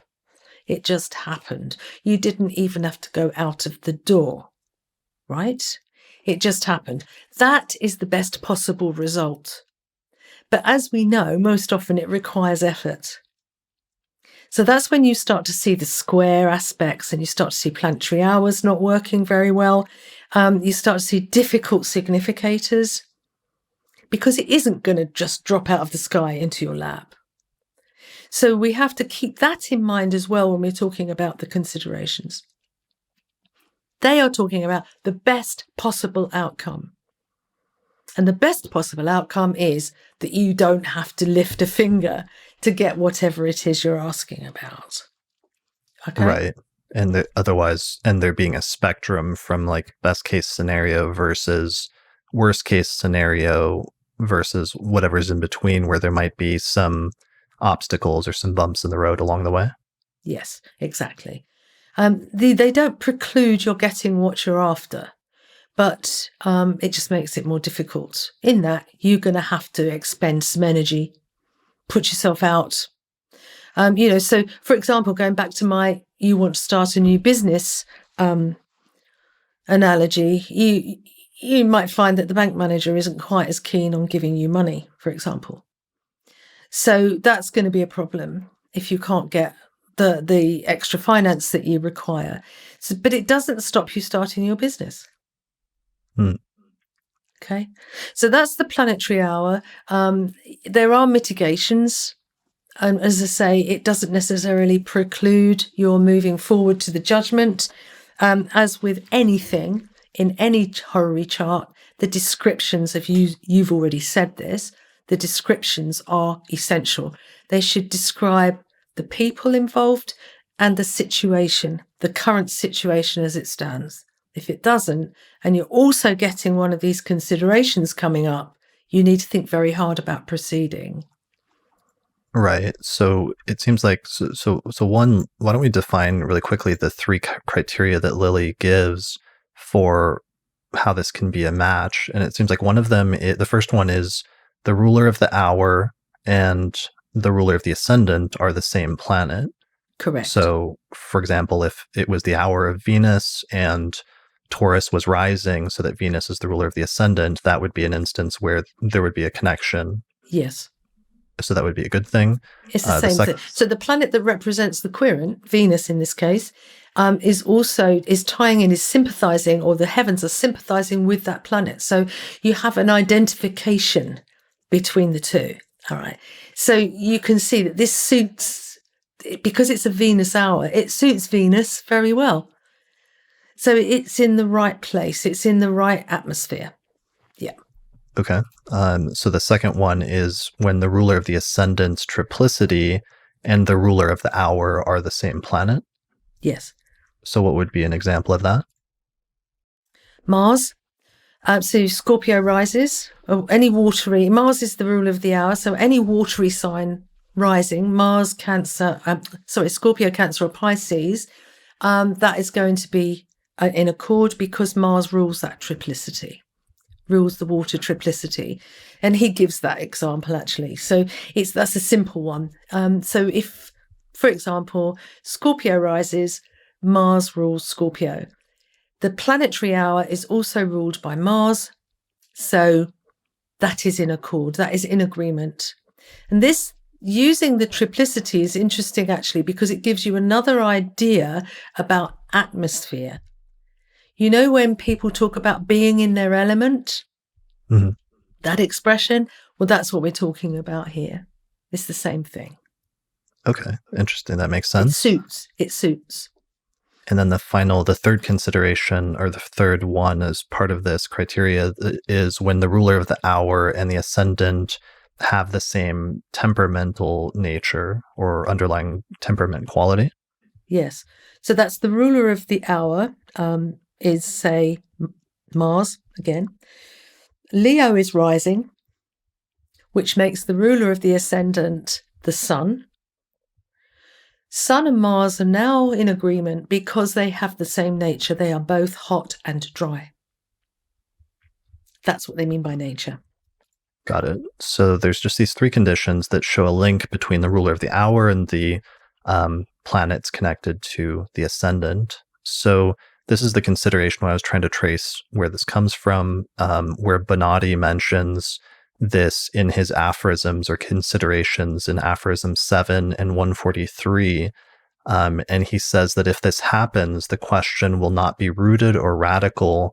It will be lacking in a firm foundation or intention if this condition is not met. And so this is listed under a section on ways in which an astrologer can err.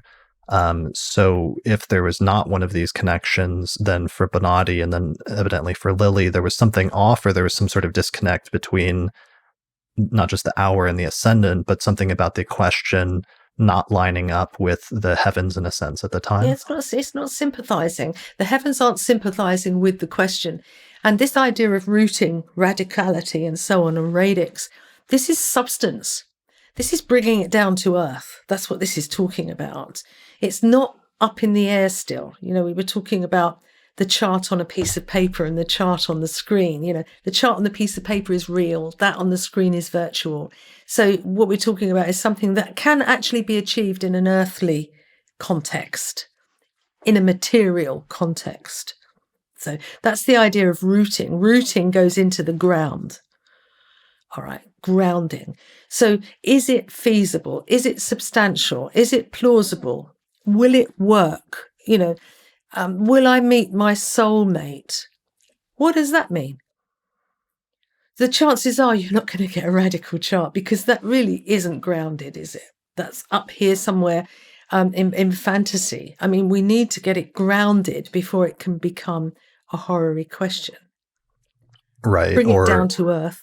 Or in the case of like Bonatti and his preoccupation with somebody testing him or playing a trick on him, if he doesn't see the Lord of the hour matching up with the ruler of the ascendant, then he's seeing a disconnect between what the person is asking versus what the chart's saying, and therefore starts questioning whether the intentions of the person are genuine or whether that's an indication that there's something else going on and they might have ulterior motives. Sure. Well, okay. I don't know. I'm not as familiar with Bonatti's work, obviously, as I am with Lilly's, but it's this idea of rooting is this idea of also of plausibility.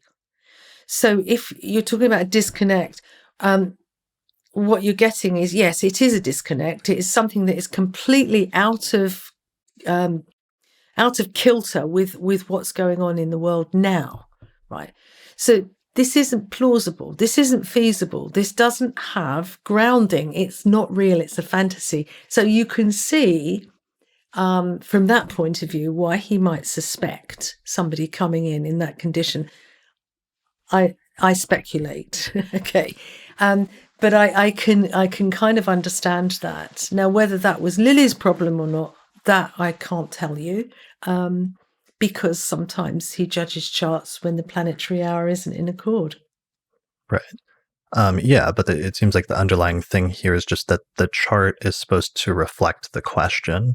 And if the chart's not reflecting the question in some way, then there might be a problem for some reason, for some unknown reason. Yes. Okay. Oh, no, you might know the reason. Like I told you about the business and the economic situation. Yeah, I mean, you might well know what the reason is. Sometimes... No, I mean, you have to know that the question is possible.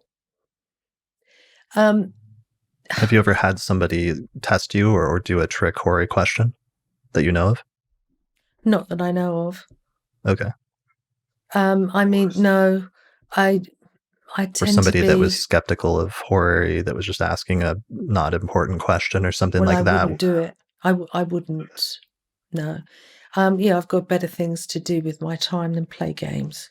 I mean, I noticed that Lilly talks in Fourth House Matters, he talks about a game he plays about mislaid items, where he actually recites this, that he would go to a friend's house and they would hide something from him, and he would have to find it by the horary chart. I'm not sure that was a horary, actually. But he says he used the horary to find these items. And why would I don't disbelieve him. So he obviously was one for using it in that way. But then on the other hand, when it was about theft, he would say quite outright he hated them. He hated questions about theft because it was too easy to get the wrong person, to blame the wrong person. Okay. Yeah. That makes sense. All right. So let's see. So that's basically like the first consideration, and it's inspired by Bonatti. The second consideration is the ascendant being in the first few degrees of a sign. And Lilly says, especially the signs of short ascension, which rise very quickly. And he says, quote unquote, you may not adventure judgment.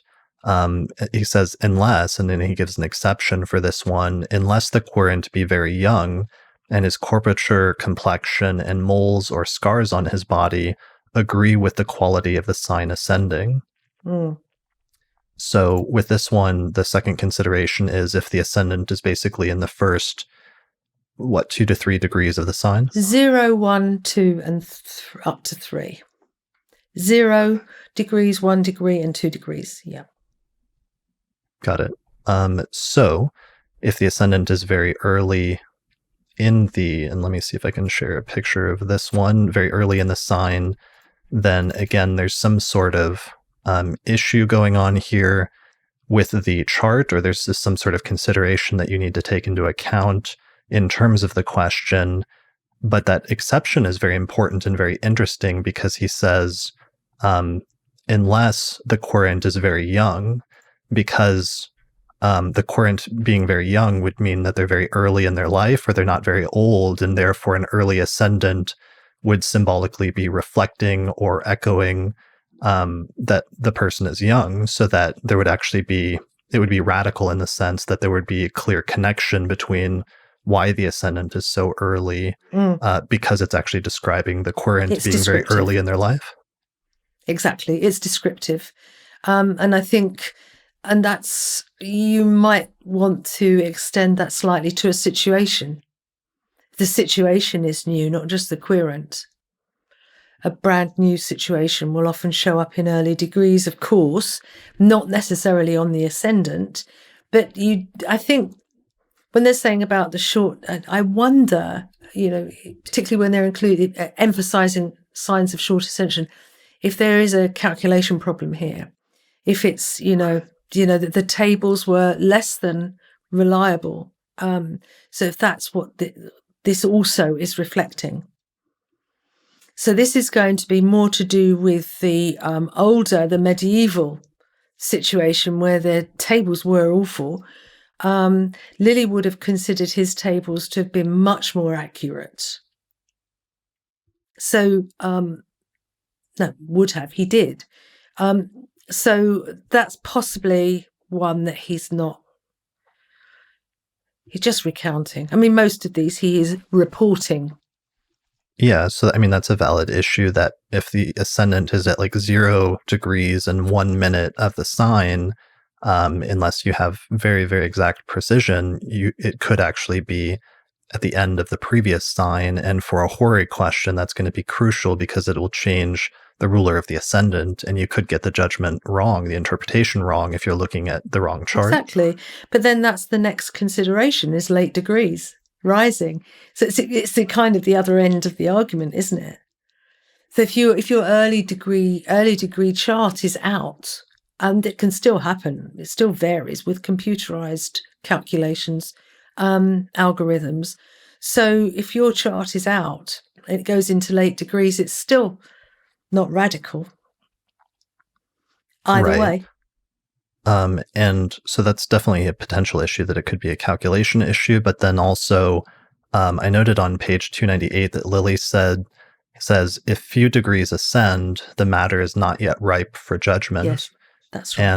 And Culpeper makes a similar statement in Aphorism 22, saying the question is not yet ready for judgment. So there might have been a symbolic meaning for some of those questions when this appears as a consideration that you need to take into account, that there's something premature or early about the question, like perhaps the situation hasn't fully developed yet. Yes, that's right. And you see exactly it's opposite with the late degrees, exactly the opposite to that.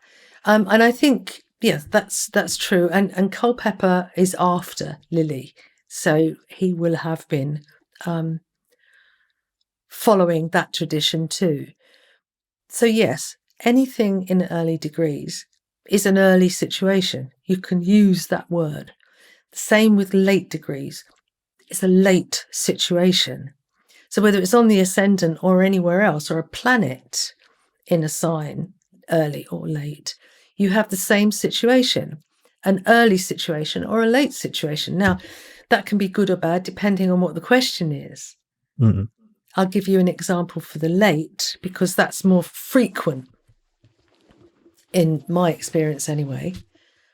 The late degrees, somebody asked me, somebody who already had, I think, 4 or 5 children, a man, asked me, he said, we think my wife's pregnant again. That would have been, I don't know, 5 or 6 or 7 or something. And he kind of sighed and said, is my wife pregnant again? So up went the chart and it came up with late degrees. But it wasn't the only thing. But it was a late degrees on the Ascendant. And I said, the question is past maturity. And he said, well, what do you mean? I said, well, I don't think that's one argument that she's not pregnant, because it's gone beyond that point. But the other thing was that the moon was void of course. So I had 2 in the same chart, but I still judged it. And I said, no, she's not. You're worrying about nothing. And she wasn't. He did have the decency to let me know. Not everybody does, but yeah, he did. Yeah. Sure. So that was those things, can be. And there's another one that was a late ascendant. I can't go into details of that because it's in the course. But it was another situation where the situation that was being asked about had already been completed. Yeah. Whereas for the early ascendant, I've seen that in situations where the person's asking too early and the situation just hasn't developed yet. Yeah, these are where they're talking too far into the future, or there is an event that needs to take place first. Right. Right. I want to go into business. Okay, you want to go into business. Will my business be successful? Well, hang on a minute. Have you got the funds? Have you worked out your business plan? Have you done this? Have you done that? That will be early degrees. And then you ask them that after you've cast the chart, and they say, well, no, I haven't even started the business yet. That's right. Or something like that. So there's like a prematureness. Or if they were saying, will I get married to this person? And then later it comes out that they haven't even started a relationship yet, or something like that. That is very common. Yes. Yeah, I've had a number of those. Yes. Right. So I think that's a really common one. And I think that tends to be where other later horary astrologers over the past decade or two go with that. I know that's how Lee Lehman interprets it. And that's one of the ways I learned from her, is one of my first horary teachers, about how the considerations tell you something that's relevant about the situation, that are just like helpful tips. That not always, sometimes, but they can be. Yeah. Yeah, not always, but just sometimes that's how they are useful pieces of information, rather than things that completely invalidate the chart. Even though in some instances it might mean that it's too premature, or that there's some things that need to happen first before this question can really be brought to fulfillment in some way. Yeah, but you see, what you're doing is you're answering that question about what is radicality. Mm-hmm. And radicality is, as I said to you, is that grounding. Is the seed in the ground so that it can grow? Well, the questions you're talking about, no, they haven't even got the seed yet, much less planted it. So there's no root. Do you see? Right. It's lacking You're in a lacking foundation. radicality. You're lacking a root. And yeah, and so that seems more relevant for, I did look back at Benatti because he mentions this in consideration 7 as like a personal observation, saying that he noticed it happening frequently when people either came to test him or who asked a question without having a true intention behind it. And he says that what he would do then is call them out on it, and either they would be impressed and start believing in astrology if they were skeptical about it, or if they were trying to deceive him, he would call them out and they would kind of freak out and leave. So it's interesting seeing that being sort of Benatti's stated part of the reason why he introduced this consideration versus how Lilly and Culpeper are using it as more like something that's coming up that gives you relevant information about the question being premature in some way. Yeah, I mean, obviously, things will develop. And you going through these people in the mid to late 17th century were inundated with clients. They were doing charts left and right in very difficult circumstances. So you get lots of war charts of various sorts, questions relating to war. So you have, it was a breeding ground for astrologers.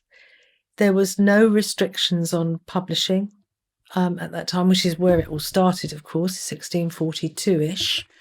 So you have, I mean, they were doing a lot of work. So why wouldn't they develop the theory that they'd inherited? Why wouldn't they develop it? Of course they would. But they'd still have to be as cautious as everybody else. William Lilly particularly, as I say, was a devout man, but he was also an occultist. So he would have been cautious for all of the reasons that I've given you. In my opinion, he doesn't write this down. Right. That makes sense. All right. So that's that one. The third consideration, as you mentioned, is just the ascendant being in the last few degrees of a sign. Lilly says, quote, "It's in no ways safe to give judgment, except," he gives an exception again, "if the native is of the same age as the number of degrees that are rising." So, for example, if you had 28 or 29 degrees of a sign rising, that would be a consideration.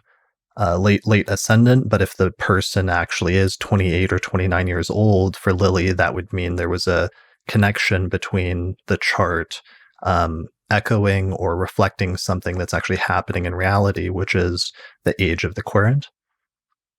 It's descriptive again. It's giving a description. But fundamentally, the late degrees are showing impending change. It's either that something is past maturity, so it's a dodo, or there's impending change. That's what late degrees generally show. So you've got early degrees showing a new change, late degrees showing an impending change. And this is throughout the chart, not just on the ascendant. But on the ascendant, of course, if the ascendant is the ascendant of the question as much as of the querent. So if it's late degrees, something fairly major is going to change, which is likely to make that question irrelevant. Okay? That makes sense. And also, by contrast, if the early degrees ascendant indicates that something is premature, the very late ascendant may mean that it's overly mature, that it's past the point somehow of being relevant. So on page 298, Lilly says, "If few degrees ascend, the matter is not yet ripe for judgment. If the later degrees arise, the matter of the question is elapsed, and it's probable that the querent hath been tampering with others." What does he mean by do you know what he means by tampering with others? I'm not clear on the very last. They've been asking questions of other people. Okay, so it's a question that they were already posed to like another astrologer and they got an answer to, but they didn't like that answer, so they went and asked somebody else. Yes, okay. I think that's what he means. And or they had an awful lot of speculators then, didn't they? Crystals and all of that, and summoning spirits and so on. So that's why he's saying just others, not necessarily other astrologers. These days we might say they've been to a tarot reader or crystal reader or whatever else. Yeah. Got it. The question needs to be clean. Got it. Okay. So that's number 3. The next one is it's not safe to judge when the moon is in the later degrees of a sign, especially in Gemini, Scorpio, or Capricorn. So that's one that kind of gets into the issue with the void of course definition, because this kind of gets conflated with a few considerations down. He mentions the moon being void of course, but here he's saying something about the moon being in the last few degrees of a sign being a potential consideration or some sort of cautionary indication. It's not cautionary. This is, you need an understanding of the moon's function and purpose, really, to be able to understand these kinds of considerations. And I mentioned earlier that the moon is a kind of modem. So it kind of picks up the horary question and casts it up. You have to put it through the moon. The moon is the nearest to us, so it has to go through the moon to the sun. It's the sun, as the Lord of the heavens, that will then answer the question and put that out, give his, if you like, his commands and instructions to the other planets. That will then be brought down by the moon into the answer. So the moon's action, because it behaves in this way, because it is so important, it's always co-significator for that reason. It's important that the moon is in a good condition, that it can actually do this. Now, in these late degrees, are the terms of the malefics. All of the late degrees are terms of the malefics. So it's already, it's late on. So we've got this late degree thing again. So there's an impending change. The moon is already about change anyway. You've got an impending change. Now it's going to be in Capricorn, ruled by Saturn, in Scorpio, ruled by Mars, and in Scorpio it has its fall. The moon has its fall in Scorpio as well. So you've got all of these things going on, and it's in detriment in Capricorn, sorry. So you've got all of these things damaging the moon's ability to act, to complete its function.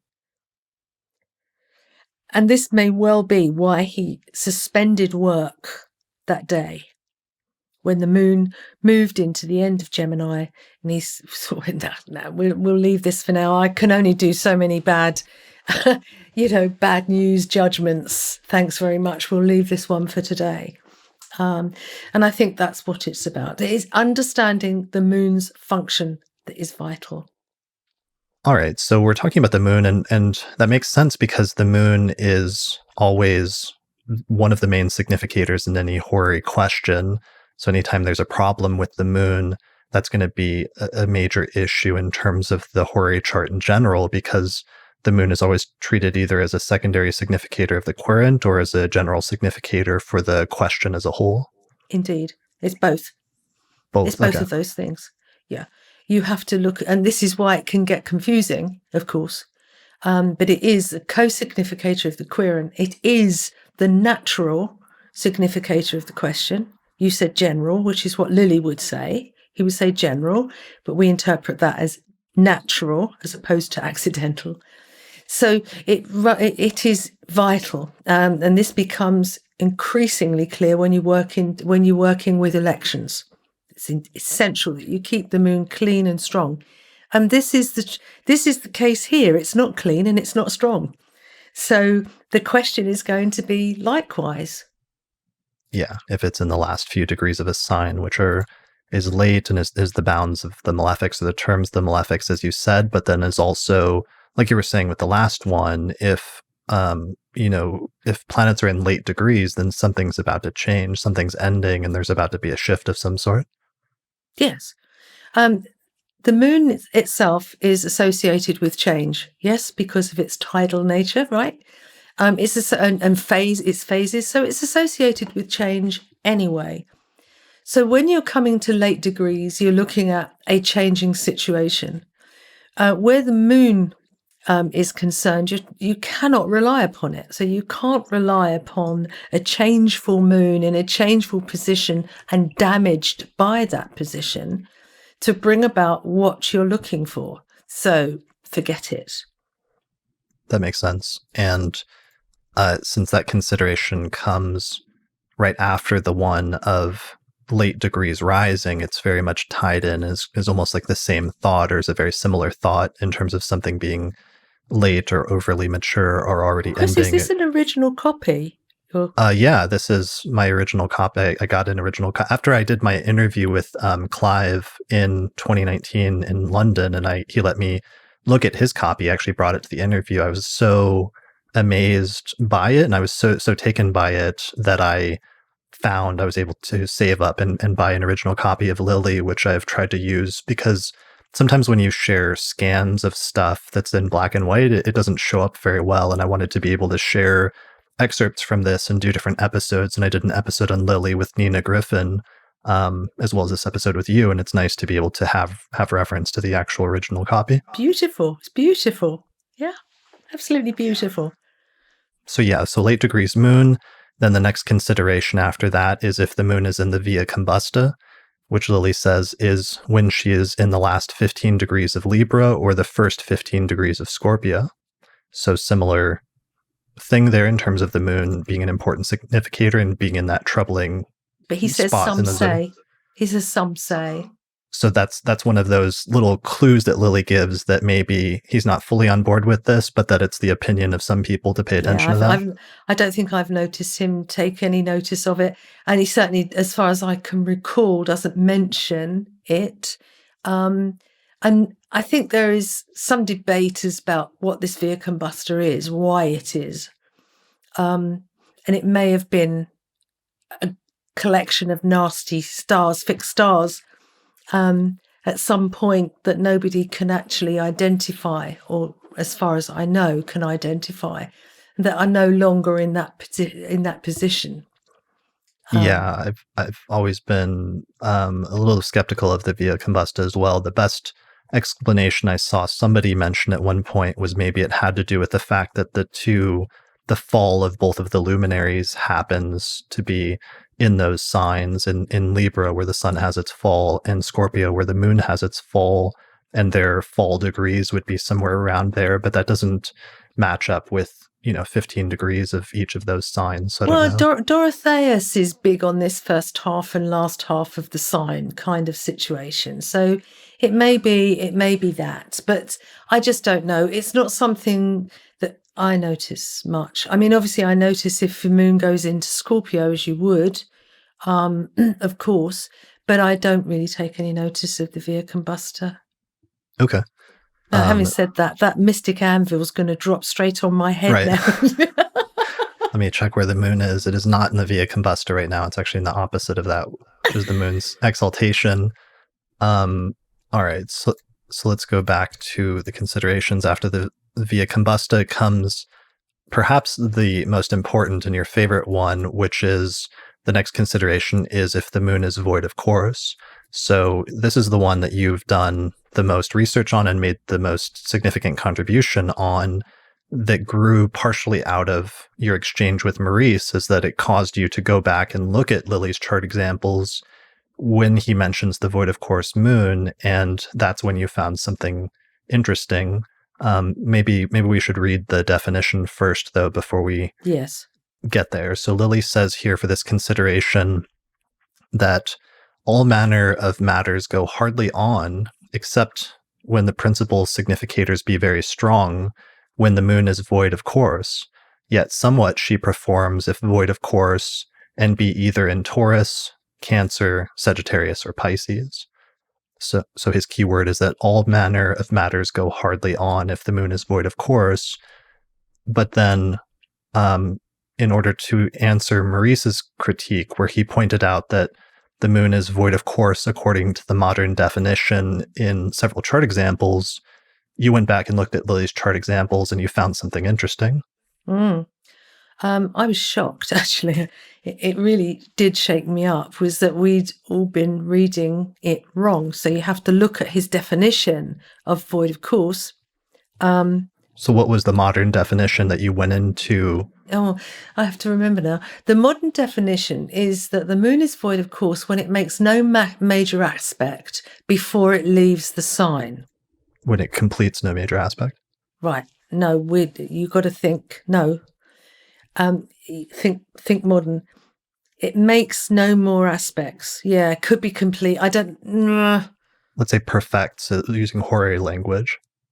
They don't use the word perfecto, do they? I can't remember. I can't remember what it is, Chris. It's something about before it leaves the sign, right? Yeah, I mean, it's basically that. Here, I have a diagram that might help. So this is the diagram for the modern version, like in the 20th century.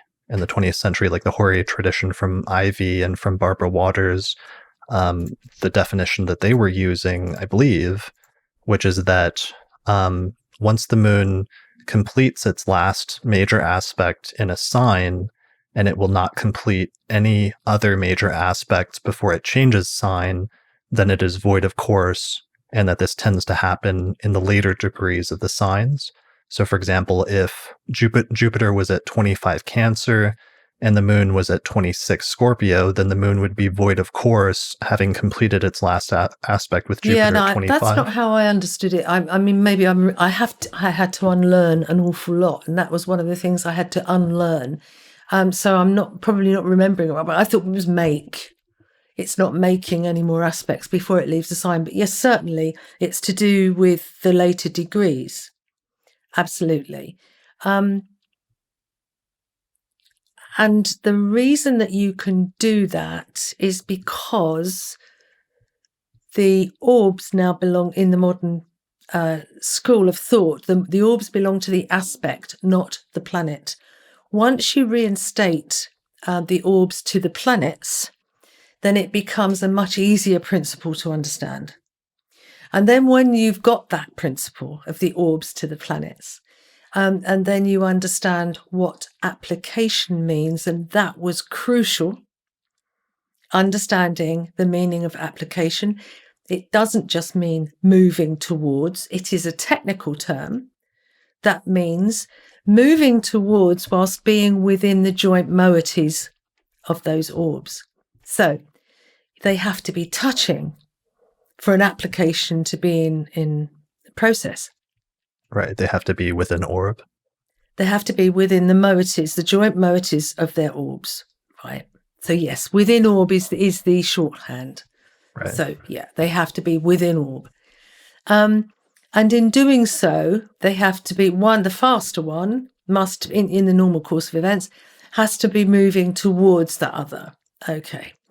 So now an application is in process. We have an application.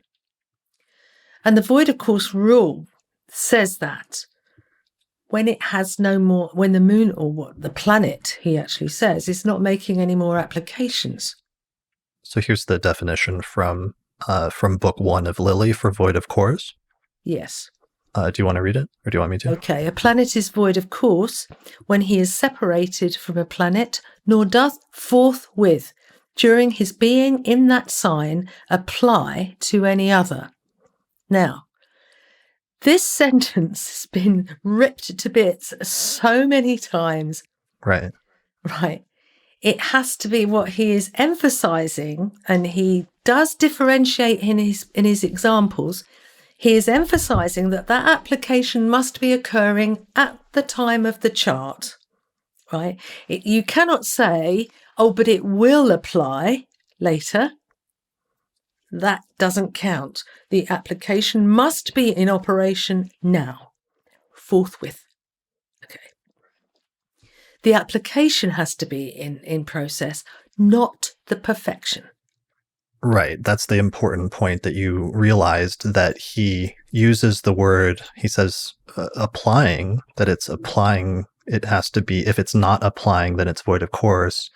But he doesn't say anything about perfection, about completing the aspect. He only talks about it being applying. Yes. And that ends up being crucial, because when you started going through his example charts, you found that his actual working definition seemed to be that the moon is not void of course if it's applying with an orb of an aspect to another planet, regardless of sign boundary. But that Absolutely. there could be other instances, even if the moon was much earlier in the sign, where if it was not applying within the next 10 to 12 degrees, then he would consider it to be void of course, even if it would still make other aspects or complete other aspects later in the sign. Well, that's having a curse. So when the moon is moving towards another planet, but they're not in aspect, they will be, but they're not now. The moon is having a curse to that planet. So it's moving towards it. It is not applying. And he uses this, you see it in his work. And you see when he judges the chart when the moon is void of course. He states it. He says so. It's huge. It's one of those, if you like, considerations that generally speaking, he nearly always includes in his judgments, if not always. And whereas the via combusta, late degrees and of the moon and so on and so forth, Saturn in the 1st or 7th and so on, he doesn't always note those as unless they're part of his judgment. Mm. But he doesn't say, oh, this consideration is in operation here. Saturn's in the 1st house. Got to be careful. He never ever says that. But he will always say when the moon is void, of course. Okay.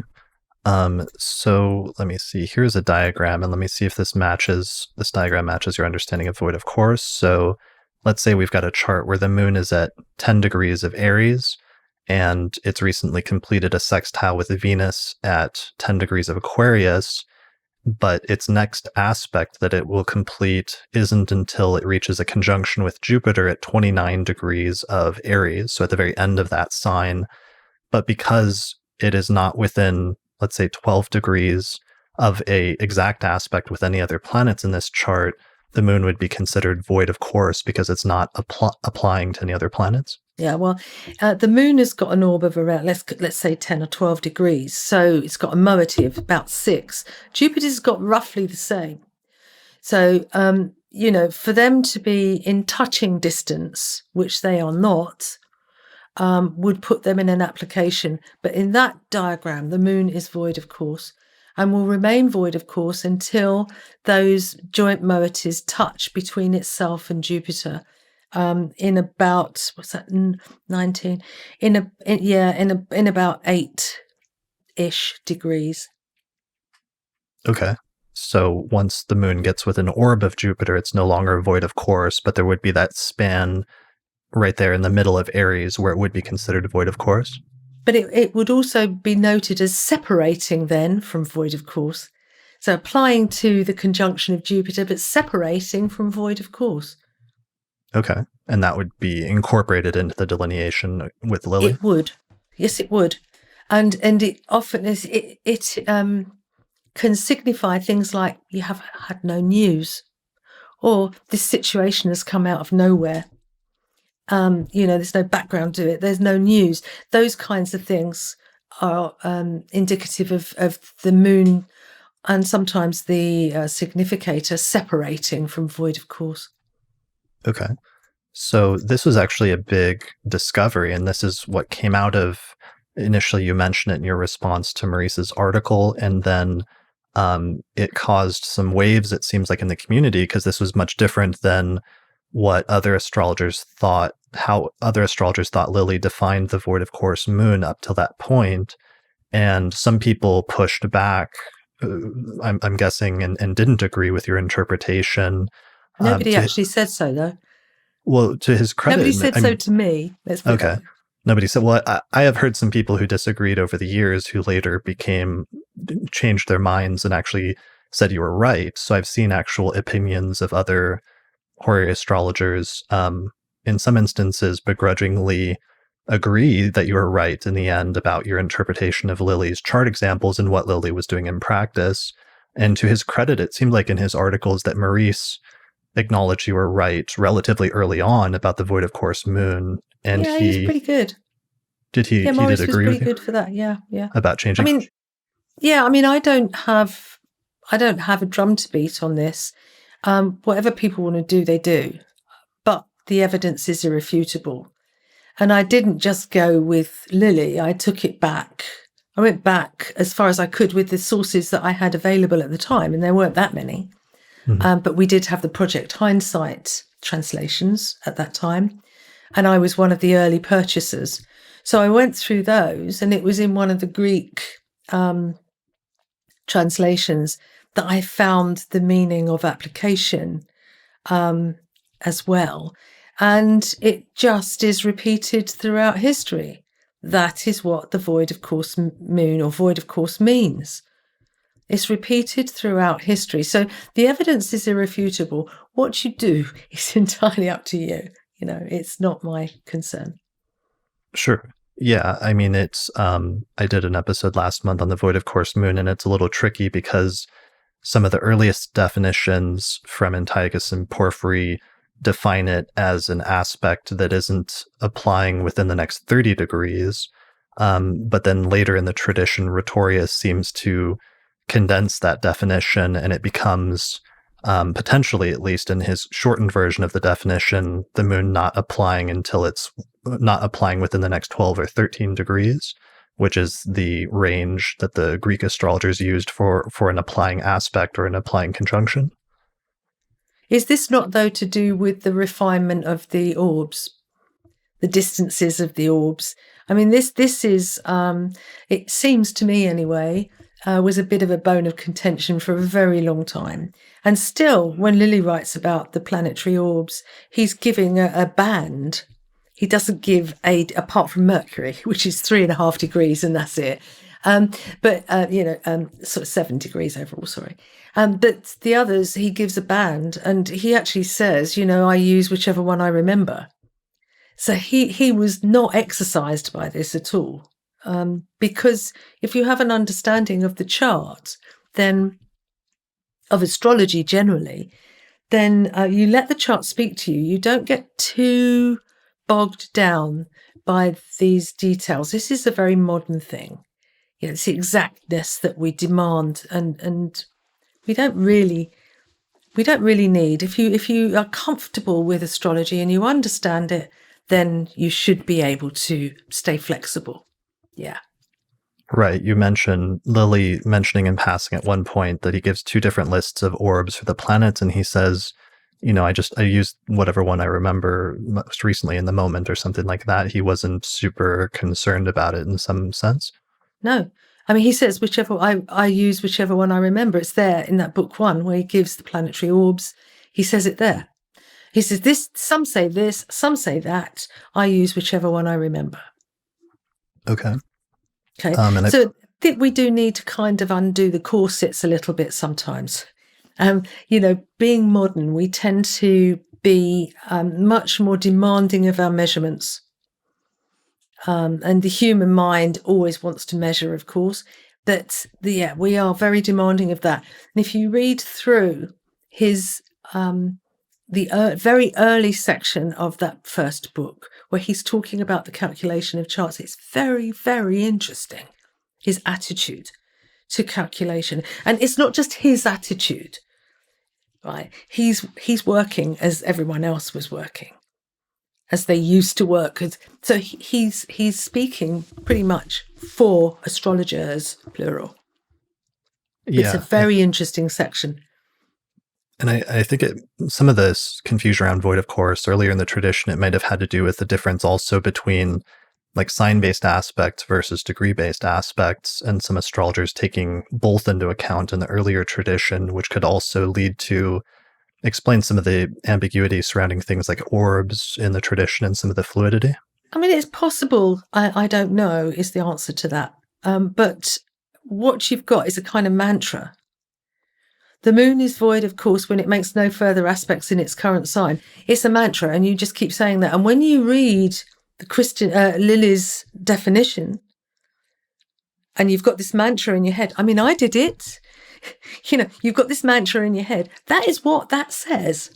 Mm-hmm. Lilly's definition says the moon is void, of course. The planet is void, of course, when it makes no further aspects in its current sign. That's exactly what it says there. Because it doesn't. Because you've got the mantra. And this is what happens. You just accept it.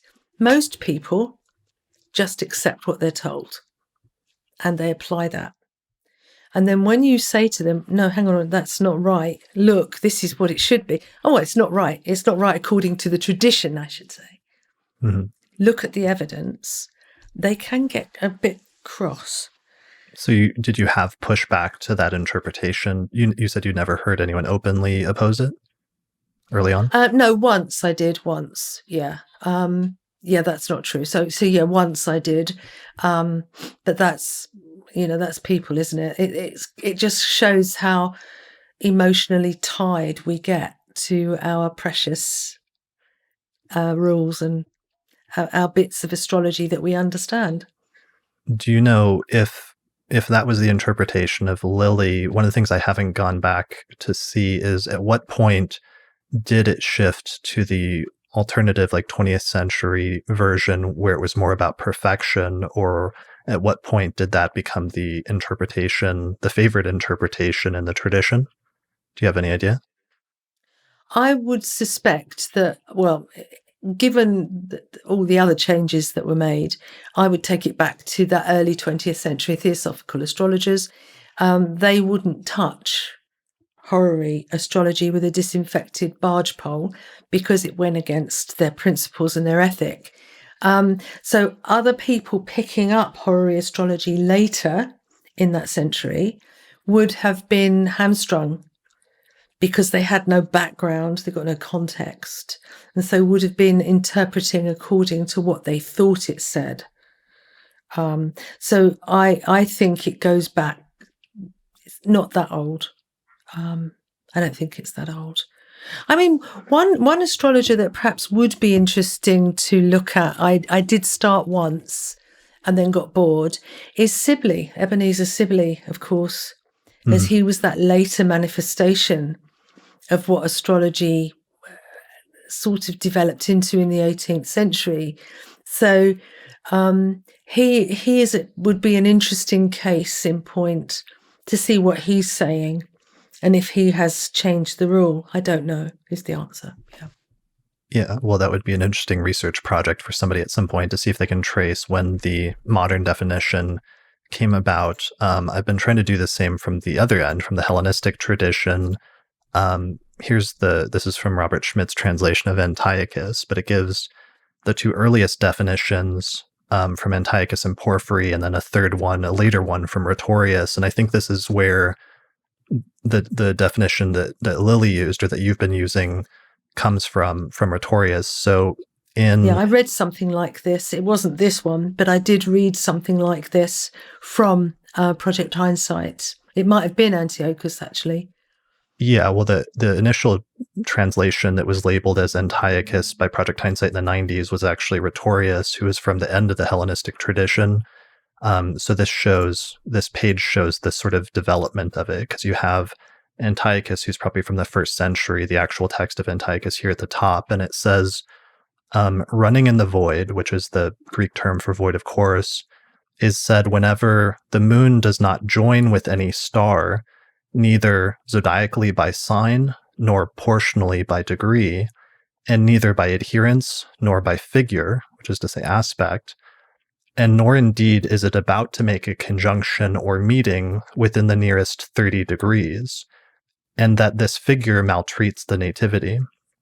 So this is being said in a natal context. And then Porphyry, a few centuries later, Porphyry repeats this definition and says, there's said to be running in the void whenever the moon does not join with any star, neither zodiacally nor by degree, and neither by figure nor by adherence, and nor indeed is it about to make a conjunction or a meeting within the nearest 30 degrees.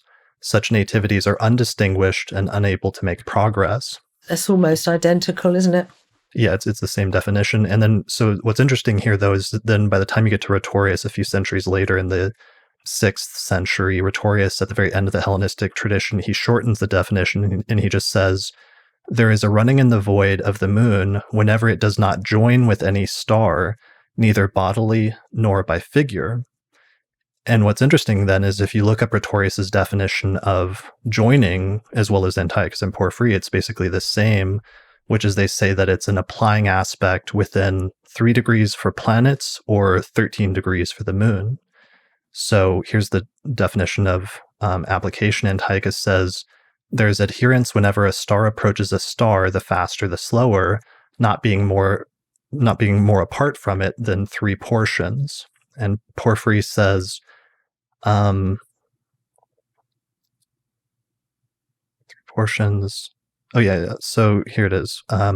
Rhetorius at the end, though, he says, in the most proper sense, there is adherence or conjunction whenever a star approaches a star, the faster the slower, if it is not more apart from it than 3 portions.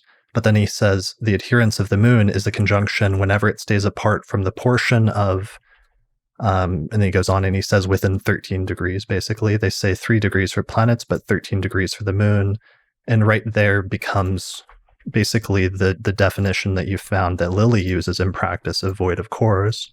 Yeah, because the principle is the same, isn't it? I mean, the detail may change, but the principle remains the same. Yeah, and here it is. It's engagement sunafe, which means like application. So Antiochus says there's joining whenever stars either join by degree or being within 3 portions, they are about to do so. But in the case of the moon, the conjunction is said whenever it is about to join within 13 degrees. And then Porphyry makes a similar statement that it's 3 degrees for planets or 13 degrees for the moon. So the point here would just be that according to that Rhetorius definition, if he's just defining void of course as the moon not joining quote unquote to any planets, then that would be just not applying to any planets within 13 degrees. So right there, then we would get the working definition that you've kind of found in Lilly's Christian astrology. Mm. In fact, I would go so far as to suggest, in fact, I'm convinced that as long ago as Greek astrology is from us, such a long time ago, the same system can be traced right up to Lilly. You can see that system carrying through, being developed, of course, by the Arabs, in quotes, to the nth degree. They did a lot of development, but it's still the same system. Evolved, developed, detailed, but still the system remains the same. So, and this goes back to, some of my irritations. I don't understand Hellenistic astrology. I did try, but I wasn't very successful at it. And I did try to understand it. But I could see that they understood what they were talking about. I didn't sit there and think, well, I don't really understand this. This is a load of rubbish. I accepted that it was beyond the way my brain worked. And so I left it alone. But I could see the similarities. I could see that it was the astrological system that I recognised in the early modern period. So I don't, I think it's important that these historical texts are investigated. We need to know that it's joined up, and it is joined up. There is a thread that goes right from there or wherever they got it. Where did they get it from? India. And it comes right up to the tradition as it's expressed to today. It's the same system. We don't have to keep making changes to it. Yeah, there's a lot of continuity in the tradition, which is surprising sometimes when you're talking about such huge spans of hundreds and hundreds of years. Yes, indeed. Anyway, yes. Okay, so, but long story short, in the chart examples, there's instances you found where the moon is at the end of a sign in Lilly's chart examples, but as long as it's applying with an orb to an aspect with another planet, he would not treat it as void of course. Exactly. Yes. Okay. So good to know and for people to be aware of or to discuss for whatever that's worth. So the other consideration, the 7th consideration, was if the cusp of the 7th house or its ruler is afflicted, Lilly says, be wary, basically. Or he says, quote, it's an argument the judgment of the astrologer will give small content or anything pleases the querent. Mm. And the reason for this, he explains, is because the seventh house generally has signification for the astrologer. Yeah. I think there's a bell ringing in my head. There is an example somewhere in one of his that where he says that he got small reward or small appreciation for a chart that he did. I can't remember now which one it was, a horary he did. But I think that, yeah, you would take notice of it, but I can't honestly say if it's... The other thing you have to be aware of is that Saturn in the seventh, or the seventh cusp afflicted, or the ruler of the seventh afflicted, is not really relevant to the astrologer if it's a seventh house matter being asked about. Right. So if it's a seventh house matter, then the focus of the question is going to be on the seventh house, and that's the primary thing that's important that the seventh is going to describe. It's mainly in non-seventh house questions that some of these considerations involving the seventh house could be relevant to the astrologer. Yeah. So again, it's about description. Does it have a descriptive element to it? If it does, then hold on. If it doesn't, then be careful.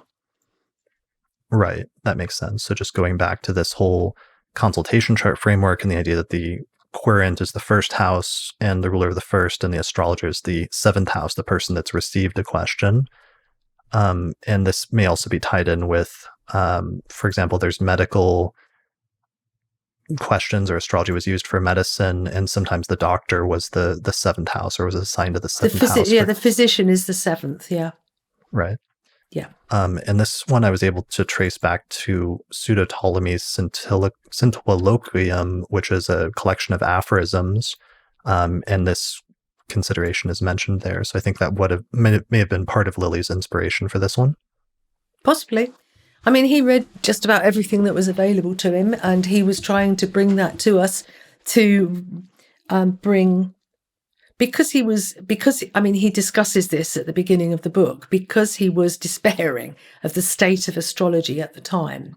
Mm-hmm. And he was trying to bring together all of these sources that would have been out of the reach of most people. Books were hugely expensive.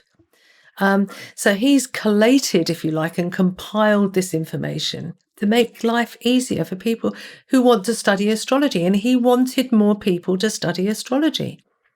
Mm-hmm. So that's the purpose of all of this. Well, and also sometimes, like, he had the means to study astrology and to collect all these books, as well as the ability to read Latin and do that sort of textual analysis and compare different authors, and then making this available as a book and bringing all those sources together, but also making it available in English. He seems to have been interested in, like, accessibility and making astrology more accessible in some ways. Much so, yeah. But but beyond that, actually going a step further than that, he wanted more astrologers.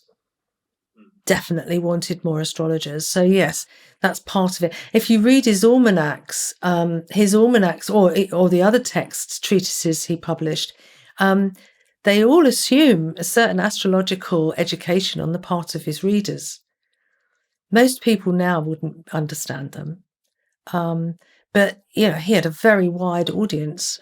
So, yes, he was interested in that education, very much so, yeah.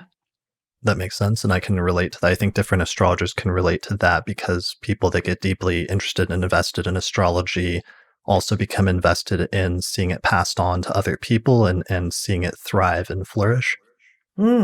Did you know that this is just a little factoid, that he actually did a reading? He was invited to give a reading of Christian astrology. You know, when you get certain authors are asked to come and read from their books. Mm-hmm. He was invited to read from Christian astrology. Now, how would that work? I don't know, but he did. So there's just an interesting little... Who did he read it for? Don't know, an audience. Okay, but just that he was invited to come and read an excerpt from it in front of an audience? Yeah. That's really cool. Yeah, like an author would today. Right. Authors do that today. Yeah. So there's just a little factoid that isn't... But that is a very technical book to be reading out to people and to draw an audience. Can you imagine reading those considerations before Judgement? But he did, and people Yeah, they would have flocked. Yeah, well, it must have been an extremely popular book. It's sort of the equivalent of like today's like a New York Times bestseller or something like that. Very much so. Do you know it was pirated? Did you know it Oh, was really? I pirated? did not know that. How did that work? I don't know. They got hold of the plates somehow, and they published another edition. Someone published another edition in 1659. That's not the second edition, right? Sorry? That's different from the second edition that Lilly himself published. He didn't publish a second edition. Oh, so you're saying the second edition was pirated? And it wasn't a second edition. It's identical to the first. Okay, I thought there was like some major improvement or minor changes or improvements or something to the second edition. Even, you know, where you've got that mix up with the page numbers early in the 100s, 170, something like that. There are a few pages where the page numbering goes out of sync. It's kind of back to front or something. It's exactly the same thing in the 1659 printing. Wow, that's really interesting and wild. I did not know that. I mean, could be a whole episode in of itself. Is like Lilly facts and things that you didn't know about Christian astrology, because that's kind of a little mind-blowing. So somebody got a hold of the plates and they issued an unauthorized edition years after the first one. Yeah. Wow. Yeah. Okay. He knew about it. And you can find it. It's in the libraries. Oh, yeah. I have the second edition because I wanted to compare them to see what the improvements were, the changes, but I hadn't done that yet because I was curious what he changed in the decade interim. Well, if you have a look at the page, it's around 174, isn't it, where the page numbers go a bit waffety. If you go, there's a few pages that are kind of back to front. I think it's 174, 175, 176, something like that. It's exactly the same in the 1659 printing. It's not an edition. Okay, very interesting. Well, yeah, I would like to look into that more. So really quickly, here is from Pseudo-Ptolemy. It's aphorism 14 from the Syntiloquium, and it says, this is from Ashman's translation of the Tetrabiblos, where at the end there's an appendix that has this, and it says, the astrologer will be entangled in a labyrinth of error when the seventh house and its lord shall be afflicted. So it's a lovely expression, isn't it? Yeah, it's very flowery and stuff. So this was it's speculated to be from like a 9th or 10th century Arabic author, and this got translated then into Greek. But I think Henry Coley, in his book, he includes a translation of these aphorisms. Yes, he does, yeah. So they were in circulation, and I don't know if that was the exact inspiration for Lilly including this consideration, or if it was more of a practical thing, but that consideration in the next few, where he cites the Arabians and Al-Kindi for the next several considerations, often are connected with the seventh house and the notion that the astrologer is implicated in the question through the seventh house and its ruler.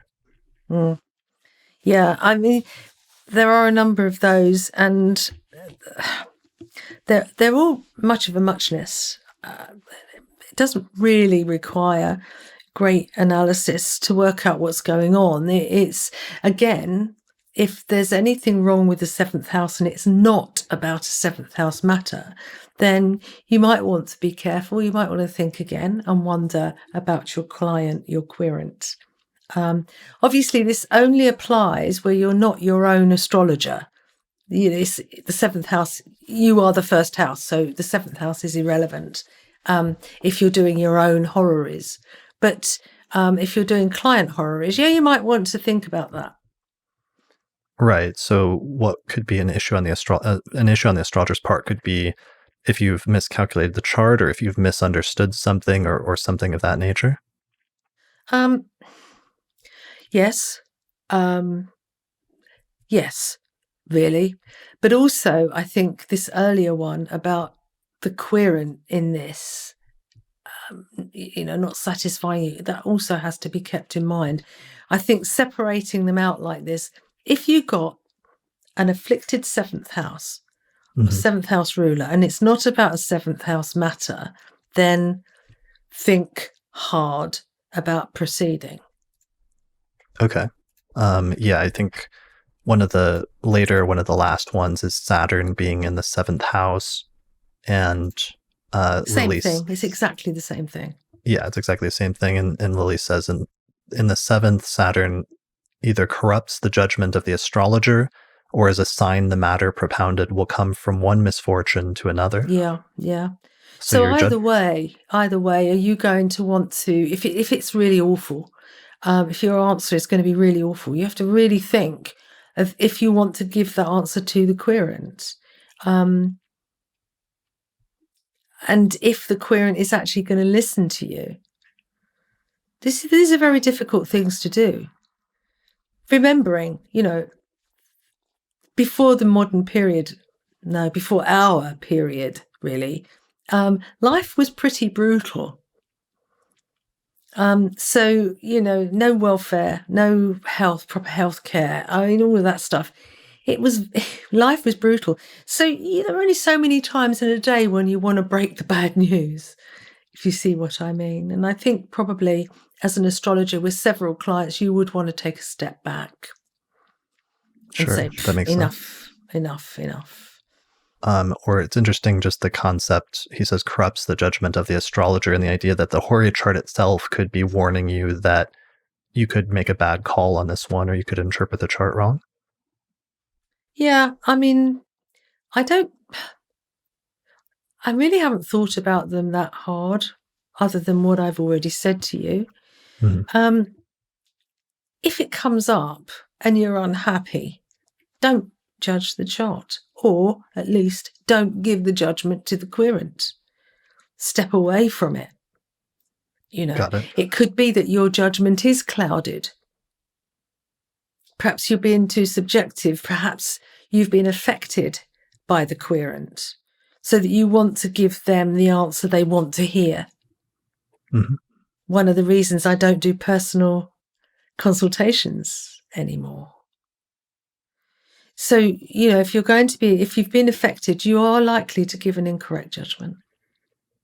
Okay. So that makes sense. So Saturn in the 7th is consideration 9, problem with the astrologer potentially. Consideration 8 is Saturn in the Ascendant, which is, Lilly says, the matter of the question seldom or never comes to good. So and yet he judges with Saturn in the Ascendant. Oh yeah, what are some of you said that he incorporates that into the delineation. It was actually very prominent and relevant in describing something about the querent in those instances. Yes, it does. But again, it's descriptive. It has to go with the rest of the descriptions. It has to go with what you know of the current circumstances. So yes. In fact, that's true of all of this. Right. Okay. Let's see. The other ones, 10 is just the Lord of the Ascendant being combust. And Lilly says neither question propounded will take, or the querent will be regulated. What does regulated mean in a 17th century context? Advised. They won't take advice. They won't be told. They won't listen to you. They're going to go their own way. So, don't put your fingers in that electric socket. They're not going to listen. They're going to put their fingers in anyway. That kind of thing. And that I like that imagery of a combust planet being like putting your finger in an electric socket. Yes. Sorry, my own humour passed me by there. I'm sorry. But actually, it's actually even better than that, because that combust planet significator, I should say, is important, because it's showing that the querent's brain is kind of frazzled. It's a burnout. So it could be burnt out. It could be huge stress. It could be that they're just running around like a headless chicken. You see these kinds of things in very stressful, fast-moving horary questions. A combust planet is common. But also it's secretive. Something hidden or something kind of, about it. Yeah, hides the querent from you. So the querent may not be being entirely honest. That makes sense. I had one like that, a horary question, and it was interesting in that it was like a combust planet that was also in Scorpio, and it was the ruler of the Ascendant, and the person actually was like a secret agent or a spy, and that was tied in with their job description in the horary chart. Yeah. And that kind of, also, that job is high pressured. A lot of stress in a job like that. So you get that idea of a fried brain in many respects, or in some respects. So yeah, yeah, that's a combust significator. I mean, again, it could be descriptive. You could have someone who is in a very high stressful situation, or is ill, mentally ill even, with a combust significator. So again, it could be descriptive. All right. And then let's see. Consideration 11 is Lord of the Seventh Unfortunate, or in fall or malefic bounds. And Lilly says the artist shall scarcely give a solid judgment. Yeah, so we've done that. We've done that. And then finally, the last one he gives is 12. When the testimonies of benefics and malefics are equal, he says, quote unquote, defer judgment. It is not profitable to know which way the balance will turn. However, defer your opinion till another question better inform you. And that's interesting, isn't it? Yeah, what does that mean, the last part? Or, I mean, I understand the idea of deferring if the indications are so even that it's hard to make a judgment call either way. But what does he mean about defer your opinion till another question better inform you, until I know. the querent asks a question or a different question at a later time? Or I'm assuming so. We have to be careful about repeated questions for fairly obvious reasons, I think. But to actually advocate asking again is unusual. It's the only place I've seen it. Right. Maybe after circumstances have changed and a bunch of things have happened, then perhaps it would be enough. Something, I mean, possibly. I can't tell, because being equal judgment, equal, if the testimonies are equal, I never went through and tried that. Through his examples. And of course, if they were equal, he wouldn't have judged it anyway. So there aren't going to be any examples. Yeah, that was one of the. I mean, there's no evidence. That was one of the issues I had with the analysis of the charts that made it into Christian astrology, and the analysis of the considerations before judgment. Is one of the things we can't know is what charts didn't make it into Christian astrology that may have had some of these that he, of course, wouldn't have included because he didn't end up judging them if there were any instances where that occurred. Yeah, but you see, he wouldn't even have drawn the chart up, I don't think, because if you're seeing up to 8 clients a day, you know exactly what's going on in the heavens. You know exactly. You can almost tell what the question's going to be before they've opened their mouths. Right. So you have that, you think there may be instances where there was that one client that walked in at like 1:00 in the afternoon and he knew that Saturn was on the Ascendant and he just said, get out of my office or something like that? Yeah. He just wouldn't have seen them. I mean, I'm suggesting this in that where he appears to have stopped work when the moon went into the late degrees of Gemini. Now, right. He would have had people waiting outside. They queued up, right? But he would have sent them away.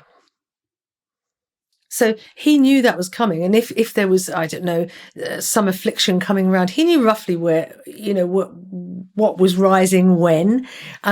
So he would have known what was on the 7th. So he knew if that was going to be afflicted or unfortunate or any of these arguments that he gives here. He would have known that. So the chances of his actually drawing a chart up for that are slim. Why would he? Sure. Okay, that makes sense. And I tried to trace that one. I think I found it, and Masha Allah mentions this consideration, and it gets repeated in, I think, Bonatti and some other authors. So it's another one of those ones that was passed on in the tradition when the testimonies of the benefics and malefics are equal. So that's the 12th and final consideration, basically, and the core considerations before a judgment. In the later aphorisms, he throws in a few other things like Saturn or Mars in the 10th house, and what sort of credit the astrologer gets for answering the question, or whether there's some problem there if they do answer the question that could add additional considerations or aphorisms. But for the most part, it's these core 12, which are the primary considerations before judgment. Yeah, well, those aphorisms, he's actually going to be absolutely lifting out of other authors without a shadow of a doubt.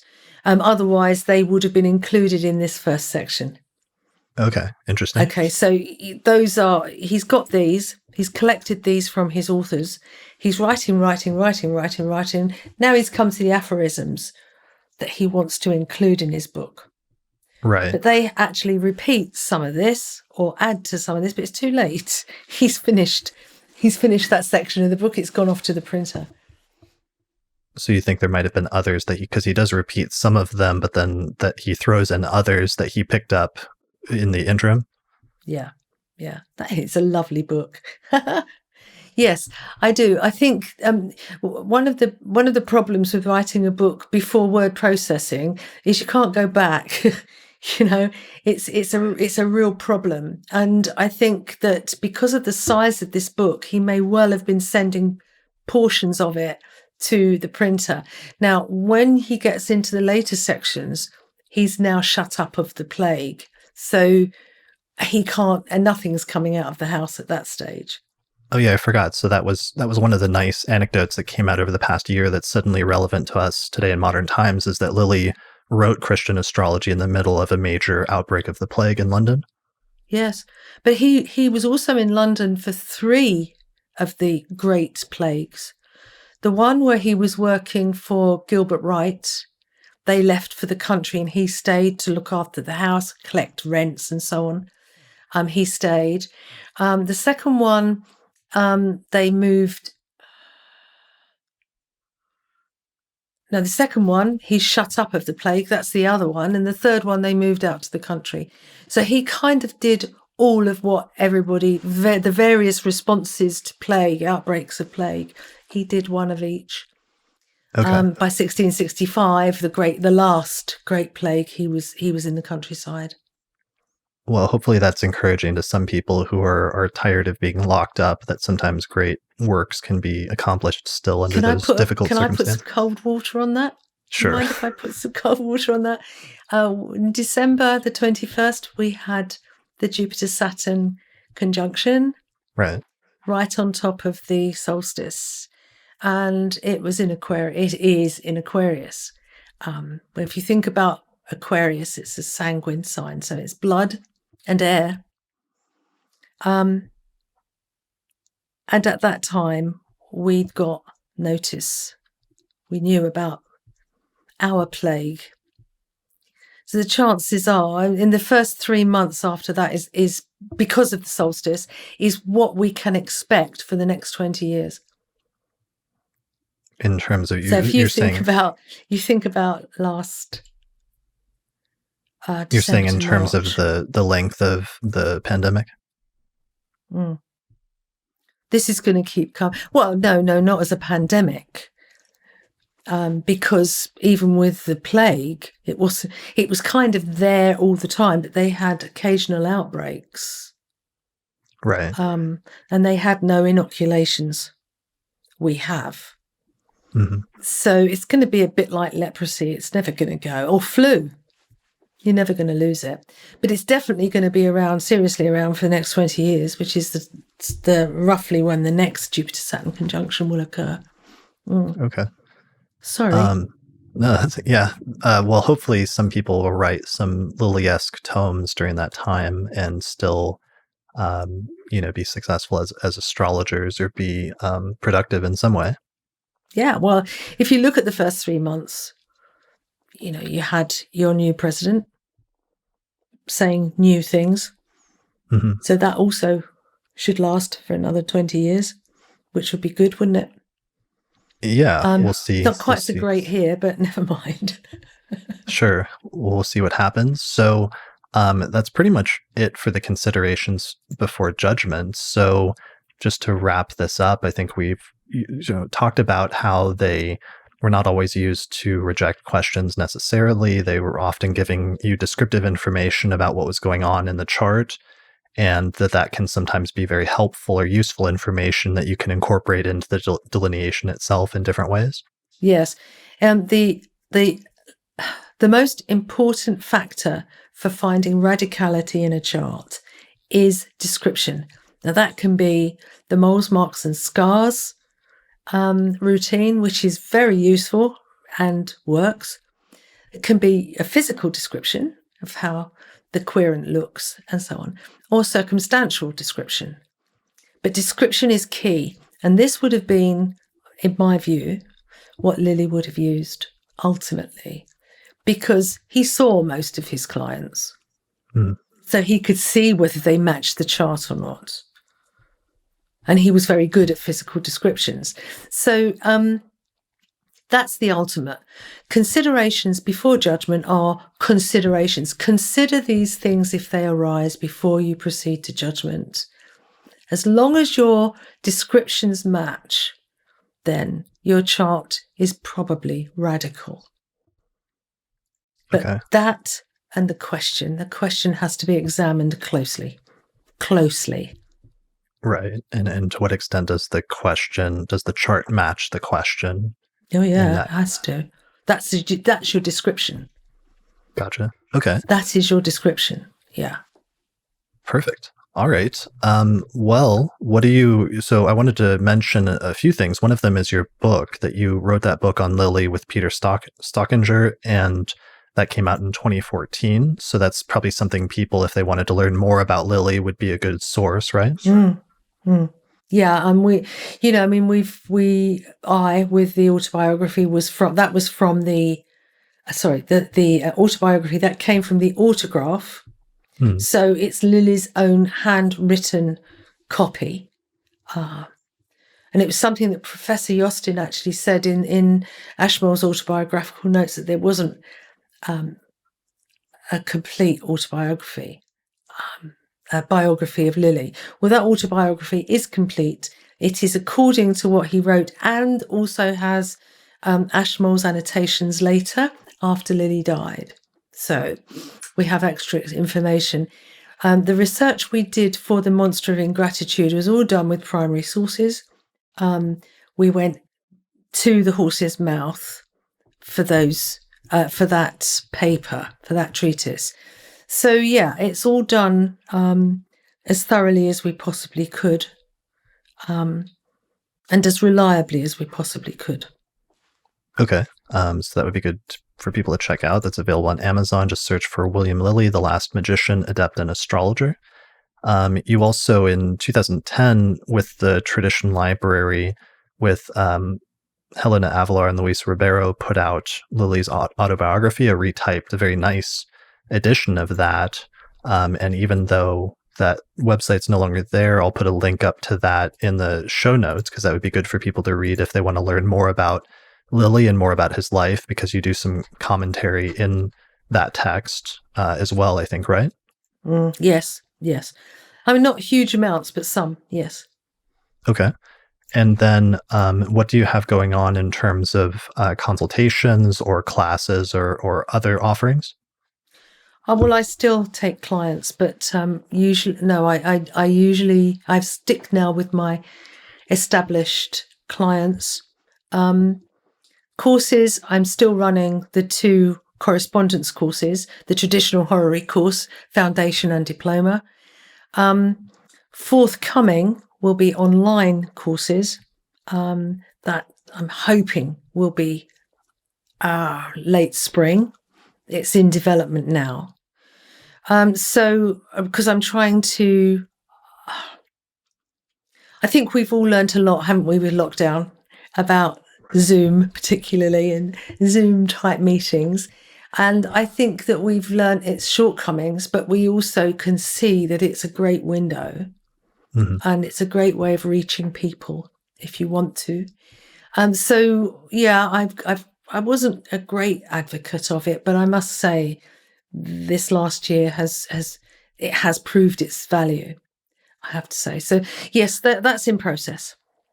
Okay, so you'll be offering classes soon, and you also have a blog where you post articles. Yes, the blog really is replacing my website. So this is a great way of keeping up with what I'm posting up there. But Facebook and Twitter are good ways of contacting me. So your blog is at sue-ward.blogspot.com, and your Twitter is at Susan Ward. And can people email you as well? Yes, you've got that's the iCloud email address there? So it's sueward2459 at icloud.com. Yes. Perfect. All right. Correct. Thank you. Thank you a lot for so much for doing this episode with me and for sticking with it. I really appreciate it. And thanks for your analysis and your contributions to the tradition through your analysis of the considerations to help better unravel and understand what they actually mean in modern times. Well, thank you. It's nice to have the opportunity to be able to talk about these things rather than write. It's quicker for a start. It requires less effort to talk about it, and you can laugh at the same time. So that suits me very well. So this has been very interesting. You've been forensic in your questions, and I'm pleased about that. I hope I've managed to answer all of them to your satisfaction. And I have enjoyed it. I quite like being kind of questioned that closely. I quite enjoy it, actually. Yeah, well, I appreciate the opportunity because a lot of this, one of the things that was interesting for me about researching this, and again, thanks to Philip Graves for scanning a bunch of old articles for me from his library of these early journal articles so I could piece together what happened and study the exchanges between you and Maurice and other things you had written. But I didn't come into, I started studying astrology in 1999 when I was like 14 or 15, and I didn't get into traditional astrology until 2004 and 2005. But, the whole traditional revival, so much had already happened in the late 1980s and 1990s that I could only learn about in retrospect, but very important developments and discussions had already taken place a decade or two before I even became aware of a lot of this. And a lot of that was only available in print journals. So unless you happen to have access to those, which are somewhat scarce, or you happen to have been around during that time, a lot of these discussions are not, if you weren't around for it, then you didn't hear it.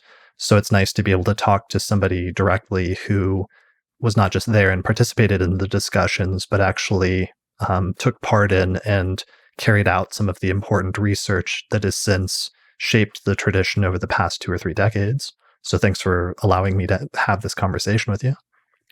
You're very welcome, and I really enjoyed it. It's been lovely talking to you. And it's actually nice to have had a proper conversation with you, actually, after all this time. Yeah. So, I mean, if we come across each other, we can just pick up where we left off. Definitely. Carry on with our conversations. But it's great. Thank you so much for your time. Thank you for inviting me. Thank you very much. I've really enjoyed it.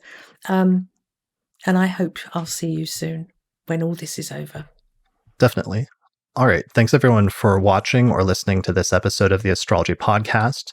And I guess that's it for this episode. So we'll see you again next time. Special thanks to all the patrons that supported the production of this episode of the Astrology Podcast through our page on patreon.com.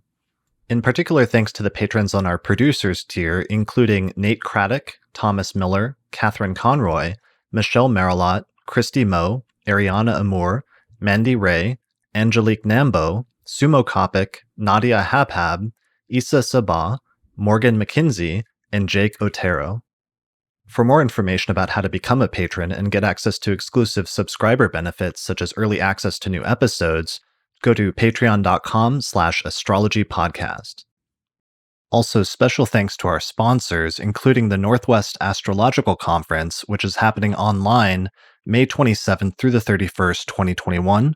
Find out more information at norwac.net. The Mountain Astrologer magazine, which you can find out more information about at mountainastrologer.com. The Honeycomb Collective Personal Astrological Almanacs, which you can find out more information about at honeycomb.co. Also, the Portland School of Astrology, more information at portlandastrology.org. The AstroGold Astrology app, available for both iPhone and Android, available at astrogold.io. And finally, the primary software program that we use on episodes of the Astrology Podcast is called Solar Fire Astrology Software, which is available at alabe.com. And you can get a 15% discount with the promo code AP15.